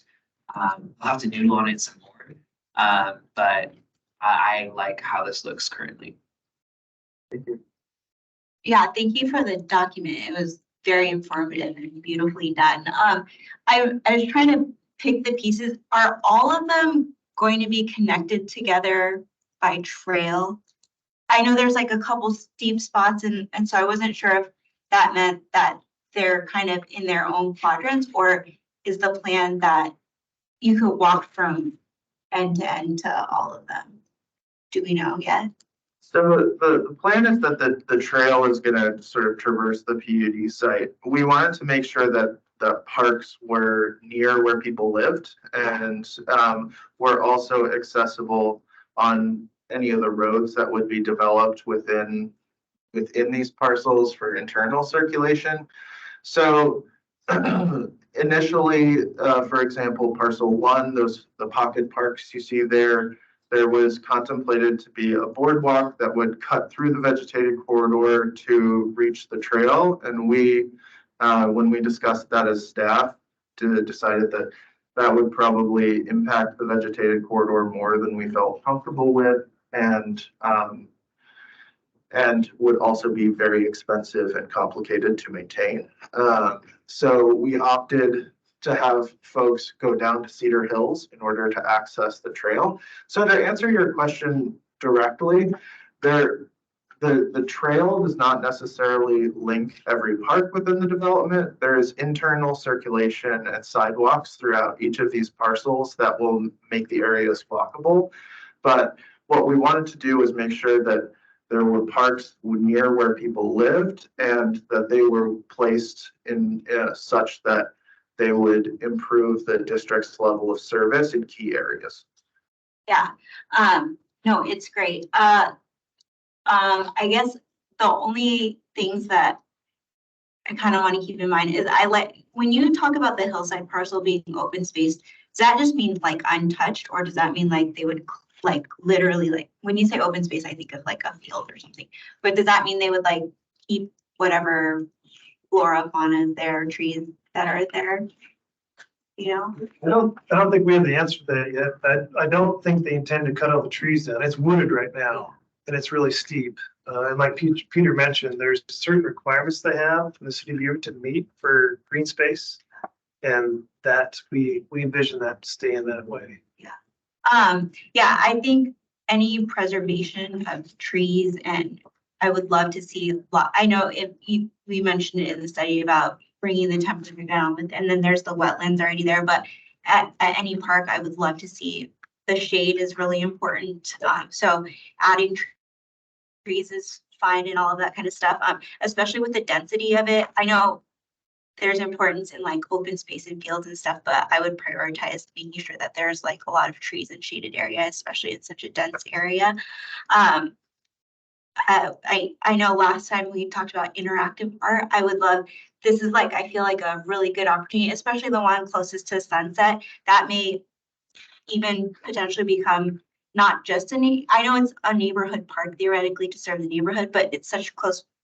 I mean, on this map, it seems like it's close proximity to like Sunset Park, where people might just hop off and go before they go to the zoo or something, or to run the kids off. So if there's like some kind of like interactive park or something special about that park, I think that would be a unique opportunity. Cause I know like my kids know parks is like Monkey Park, that new one in Hillsborough, you know, or Apple Park, the Renko with like the red apple and stuff. So just thinking as we move that conversation forward about interactive art of what could make each of these sites unique, and so that's just not a regular park, but kids can name it and just figure out, you know, why they love this park and what's special about, especially if we have like pocket parks and something. They're far, but yet they're all in close proximity. So like one day, whoever is in between parcel 7 and 12 and 17, they can go to each neighborhood park and find something different.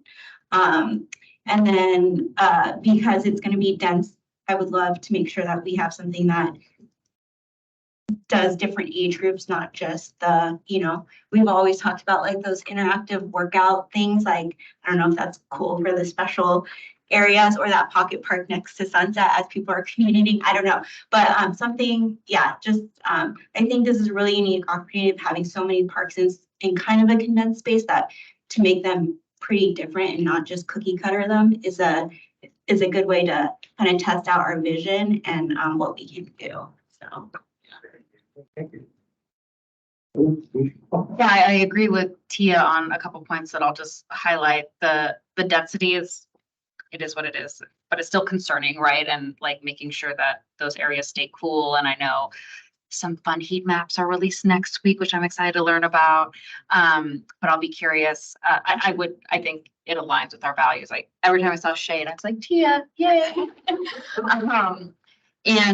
Then just the whole idea of the destination park. That was so clear in visioning about, you know, especially the perspective of young people and how they utilize our parks, anything that makes these sites unique. I think, you know, thank you for clarifying that, you know, these aren't the final product, because what I kept getting stuck on was like, oh, why isn't a dog park being considered? Why isn't like garden plots being considered? And I knew in the back of my head, I'm like, well, I know the space is a big constraint, but I do have a concern about where are the dogs going to the bathroom in this big neighborhood with all these wonderful new neighbors. So that was on my mind. But this is awesome. I really appreciate all the photos, the images. It just really helps our brain, and excited to welcome these new neighbors in a few years. For these parks, I know it's hard to decipher in the drawings, but if there's a way to create like safe biking or walking circular trails, you know how I like those things too. But especially if it's dense, there's not going to be many places for kids to be riding bikes or people to walk, you know, do their daily walks and stuff. So if we're able to create space around a place that's not like right next to Barnes Road where it's super busy. So something to consider that for recreation and exercise. Grateful for my thoughtful board peers. Have anything? Thank you all very much.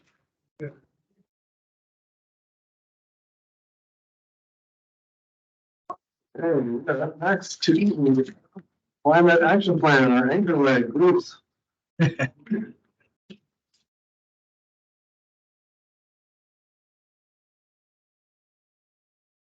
Good evening, board members. I'm Bruce Barbrash, Nature and Trails Manager. And I'm excited to come back to you for the second time to talk about the climate action plan. I know not everyone was here for the earlier discussion some months ago, so I'm just going to give a little bit of background to kind of get us all on the same page, and then we'll dive into the content, if you will, for tonight. So the first and most obvious question is, why do we need a climate plan? And there's a couple really good reasons. One is just the simple fact that we have a lot more extreme weather than we once had. The second thing is that weather and other related things have impacts on the services and the resources that we offer to our community. So if we want to keep doing something similar to what we're doing, we're going to need to approach things differently, and this plan could help us do that. And just to kind of back all that stuff up, The public, through our planning processes, they said these things, these are actual quotes. We did not make them up. So our community is saying, we want you to do something.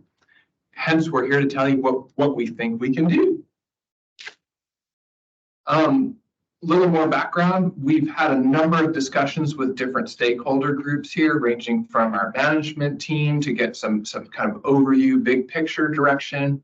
We've had a lot of internal staff and work group meetings ranging from finance to operations.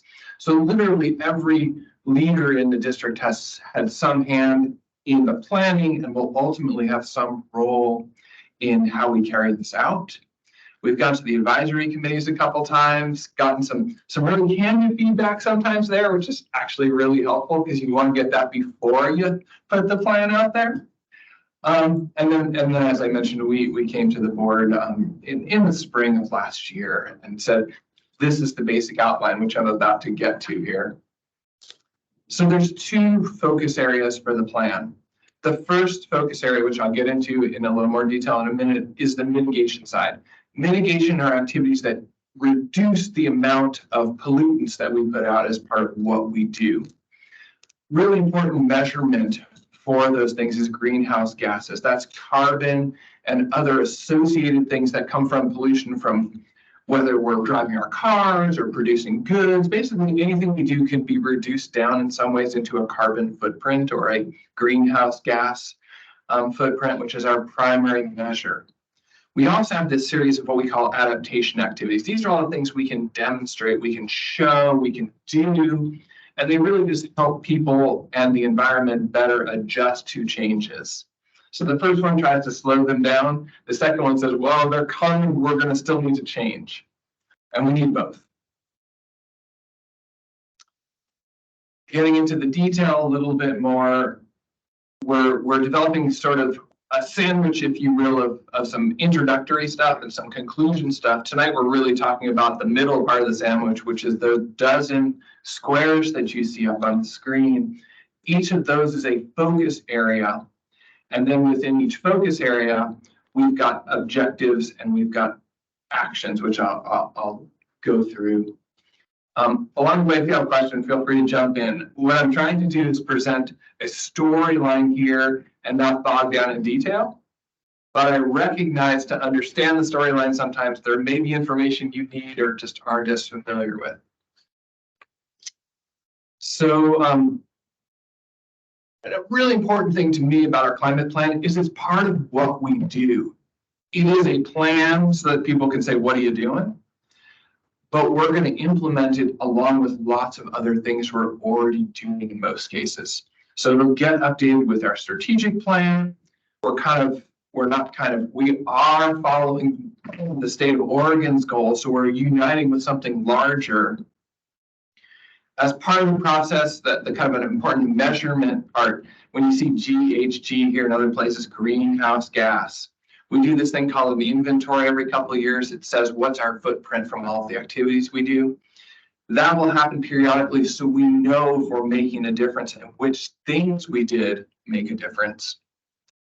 And then again, as we move through planning each year, we'll implement new ideas, new actions.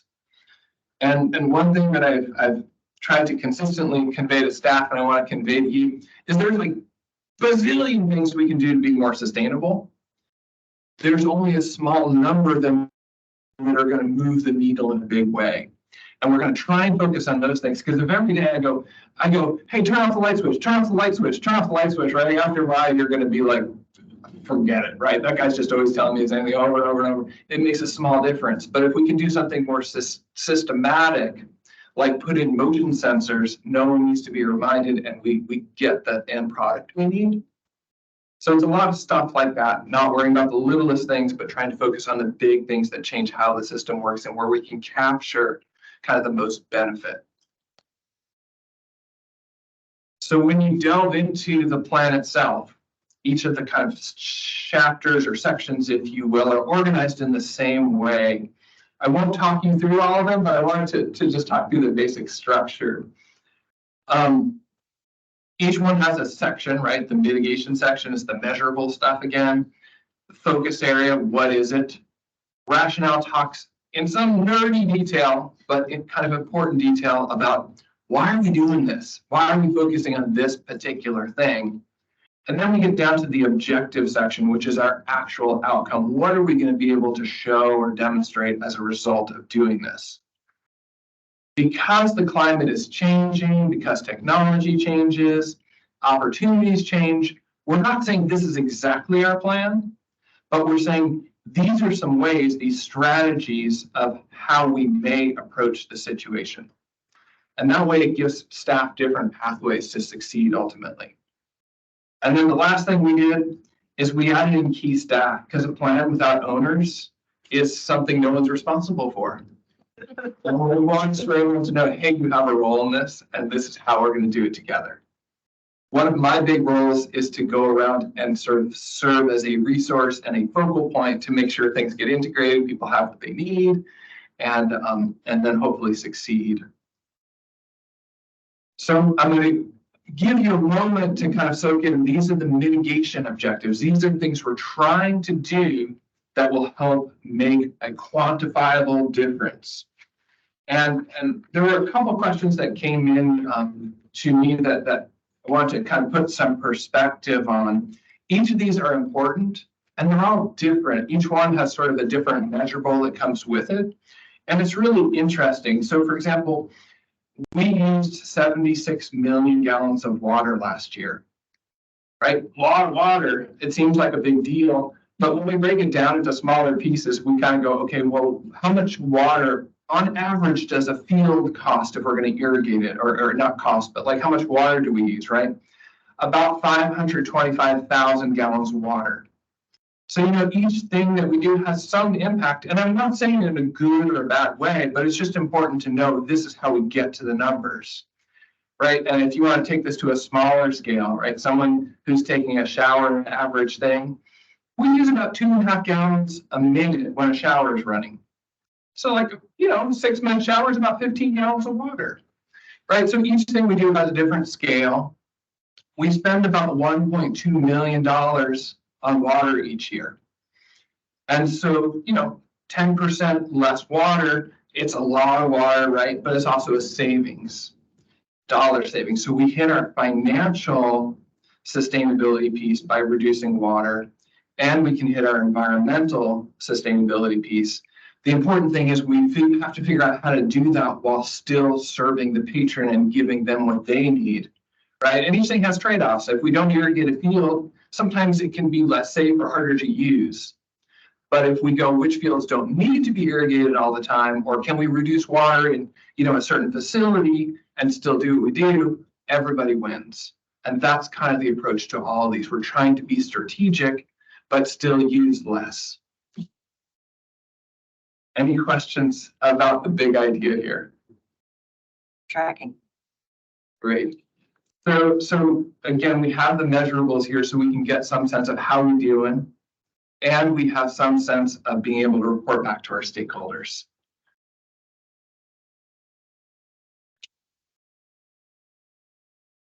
We're also doing a lot of stuff already, which is really cool. One of my favorite examples is our trades crew traded out all of the overhead light bulbs in our warehouse, which is, I think the whole building is like 90,000 square feet. So it's huge, right? It's almost 2 acres. And Aisha and I were talking about this, and she's like, well, how does it look different? I said, it doesn't look different. We still have light, but we're using 40% less energy.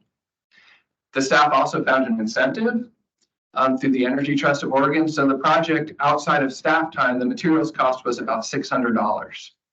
Fantastic, right? The other thing is a lot of our activities, they're not going to look different again, but how we provide the service will be different. Example, right? We have electric vehicles, they plug in now. They're great for certain things. And as technology changes, they'll be great for other things. Moving over to our adaptation side, right? Again, 6 focus areas.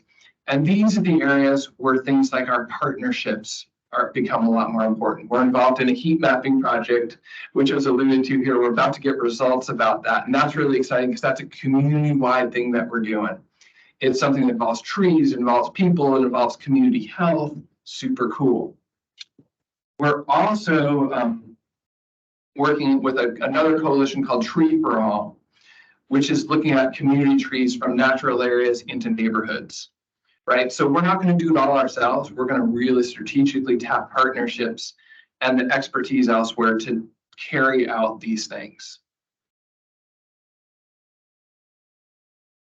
Any questions about the big picture of what's going on here? All right, and again, recognize each of these will be fleshed out in one of those tables with a lot of detail. As far as budgeting and that kind of thing, again, that comes through our annual planning process. A lot of stuff we can do by changing how we behave, by changing how we spend resources, but some things will take a big investment and we'll need to figure out how to do that. For example, I met with a person who is an expert in solar last week. And we all want to put solar up, right? Sounds cool. We can control costs of our energy. We can be less reliant on the grid. We can be resilient. And we need a roof that's in really good condition to do it. And then we need a structure that'll hold it up, right? So there's all these things that we need to factor in. We need to find when's the life cycle that we put on a new roof and we have a roof that's suitable to put panels on top of. But with planning, we can get there.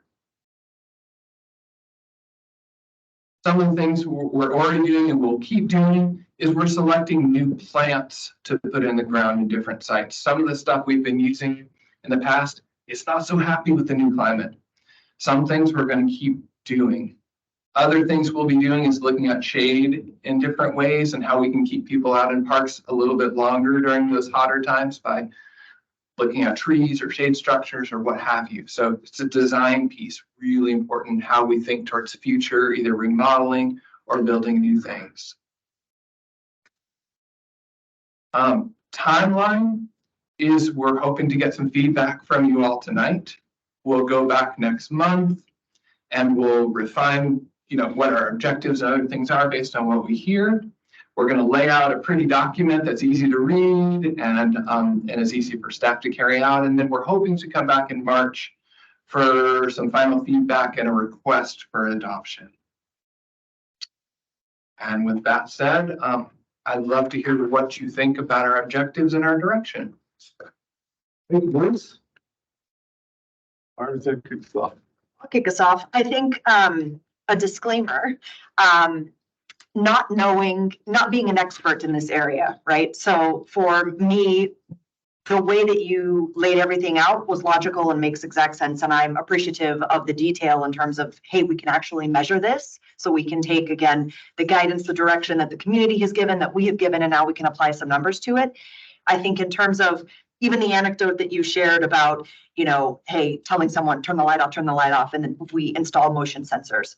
I'm not an expert in that regard. And so I feel like my feedback in terms of what else could be added to this, I'm perhaps blind to. It would be more anecdotal in terms of like things that I have heard, because in general, I want to be more sustainable. And in general, I want to be informed, but I'm not an expert to know, geez, $600 and we just cut energy by 40%. So my feedback is, to me, that's the low hanging fruit. If there are other examples and ways in which we can look for the double whammy of being able to save funds and meet our financial sustainability, but at the same time get the double bonus of, hey, it's better for the environment as well.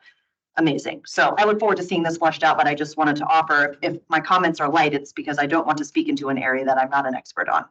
And appreciate it. Well, I'm not an expert. I have thoughts. Well, no, this is great. And it's covered in little hearts and I sent Doug my favorite ones. But I'll highlight just some questions and thoughts. And this all comes with the caveat of like, things are tight and we can't do everything. So it's just some thoughts. Yeah. With the mitigation 6 green space preservation, all I kept thinking about was how all this knowledge that we have, I want to share it with the community. And that gets tricky because maybe the community doesn't want to hear it. But I just kept thinking about like, as we think about what trees we're planting and how we're mitigating these situations, like, wouldn't that be valuable information for our neighbors to have? I don't know how to do that. I don't know if it's a great use of time. It feels like a good use of time, but I don't know. It's great. And it's going to be done as part of our community project, the Tree for All project. Great. So we don't have to do it all, but because we have so many partners. I was on a call last week with Department of Forestry, City of Hillsborough, Clean Water Services, and it goes on and on. I mean, there's a real strong desire to do this broadly. So that would fall under that. That's wonderful. And then on the adaptation education, I know like all of us use the Parks District really differently, which is wonderful. So we all bring our different perspectives. So I'm just at Cooper Mountain all the time and at the nature park. And so I see the signage. And so I just kept thinking about, oh, as we update signs in the next few years, like how could we use those opportunities to educate about climate change and the things that we're changing internally and the practices we're doing and how other people can follow in our footsteps if they choose to. But overall, this is great. I thought the way you laid it all out made perfect sense to me. So thank you. Other comments? Anything down here? I was gonna echo what Felicia said about the community engagement. That part was before I even read it. I was like, oh, I hope we bring them with us on our journey and educate them on what we're doing, but also what they can take home and do at home also. So whether that's reducing water usage and maybe why we delay our splash pads or something, or our splash pads only go on when the temperature is so high or something, but just education on the reasons why we're doing something, or the field may be a little bit dry because we're trying to save water, but still usable, all of those kinds of things. And then, but yeah, everything else was great and it was a well set up thing. And again, I love the graphs that we had in our budget thing. So that's what I'm kind of expecting when we get this, is a measurable graph of what our goal is and where we're going, how far we are along. And I would love to see like kind of reports on where we, as we start to finalize our plan and stuff, maybe quarterly, like updates of where we're at or what we're going to do. My thoughts were around water usage. I was thinking, is it viable to consider utilizing rainwater either through collection and stuff with renovation of spaces, or as we create new spaces, using that gray water either in facilities or in other spaces for our rec centers, or as we like do irrigation? The short answer is it's complicated, but it is something we've looked into in the past. One thing that we're looking at that's probably more feasible is recycled water. I had a meeting recently with Clean Water Services, and they actually can take water that's gone down our drain, not necessarily ours exactly, but down that drain. They clean it to a very high quality, and then they can return it for irrigation purposes, for example. I will tell you, there's a cistern underneath this building that was built as part of a remodel. They don't use it anymore because it's just really hard to capture, and the cost of capturing, storing the water, and then pumping it back out is challenging. But where it's possible, yes, we'd love to. Well, yeah, this is a lot of good information that filled my brain to overflow, and that was a good thing. Thank you, Bruce. This was awesome. I had just the only thing that like popped out when I first perused was just kind of the mitigation number 5, waste reduction. I think I was able to understand what was going on, but just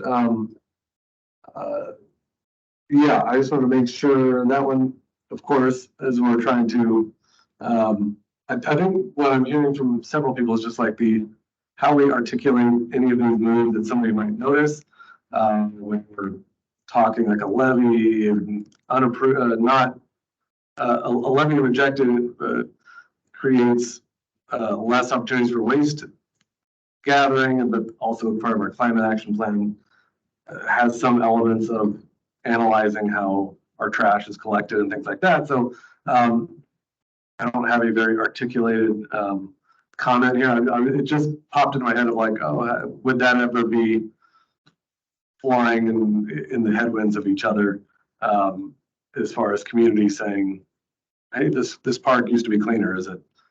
I don't know. So I'm sort of blathering here, but help me unblather. I think if I can distill the message, I think I'm hearing, let's make sure that we're not skimping on putting out garbage cans and such that would actually cause more problems.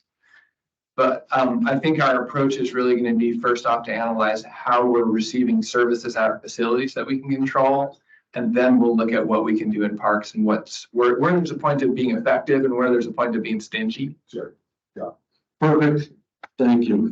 I think we're at the end of the meeting, so this is when it's just going AWOL here. So this is great, and it's really well articulated and super detailed and really helpful to be here. Is the A to Z way that we're going to do it? I would say, believe it or not, I was able to follow.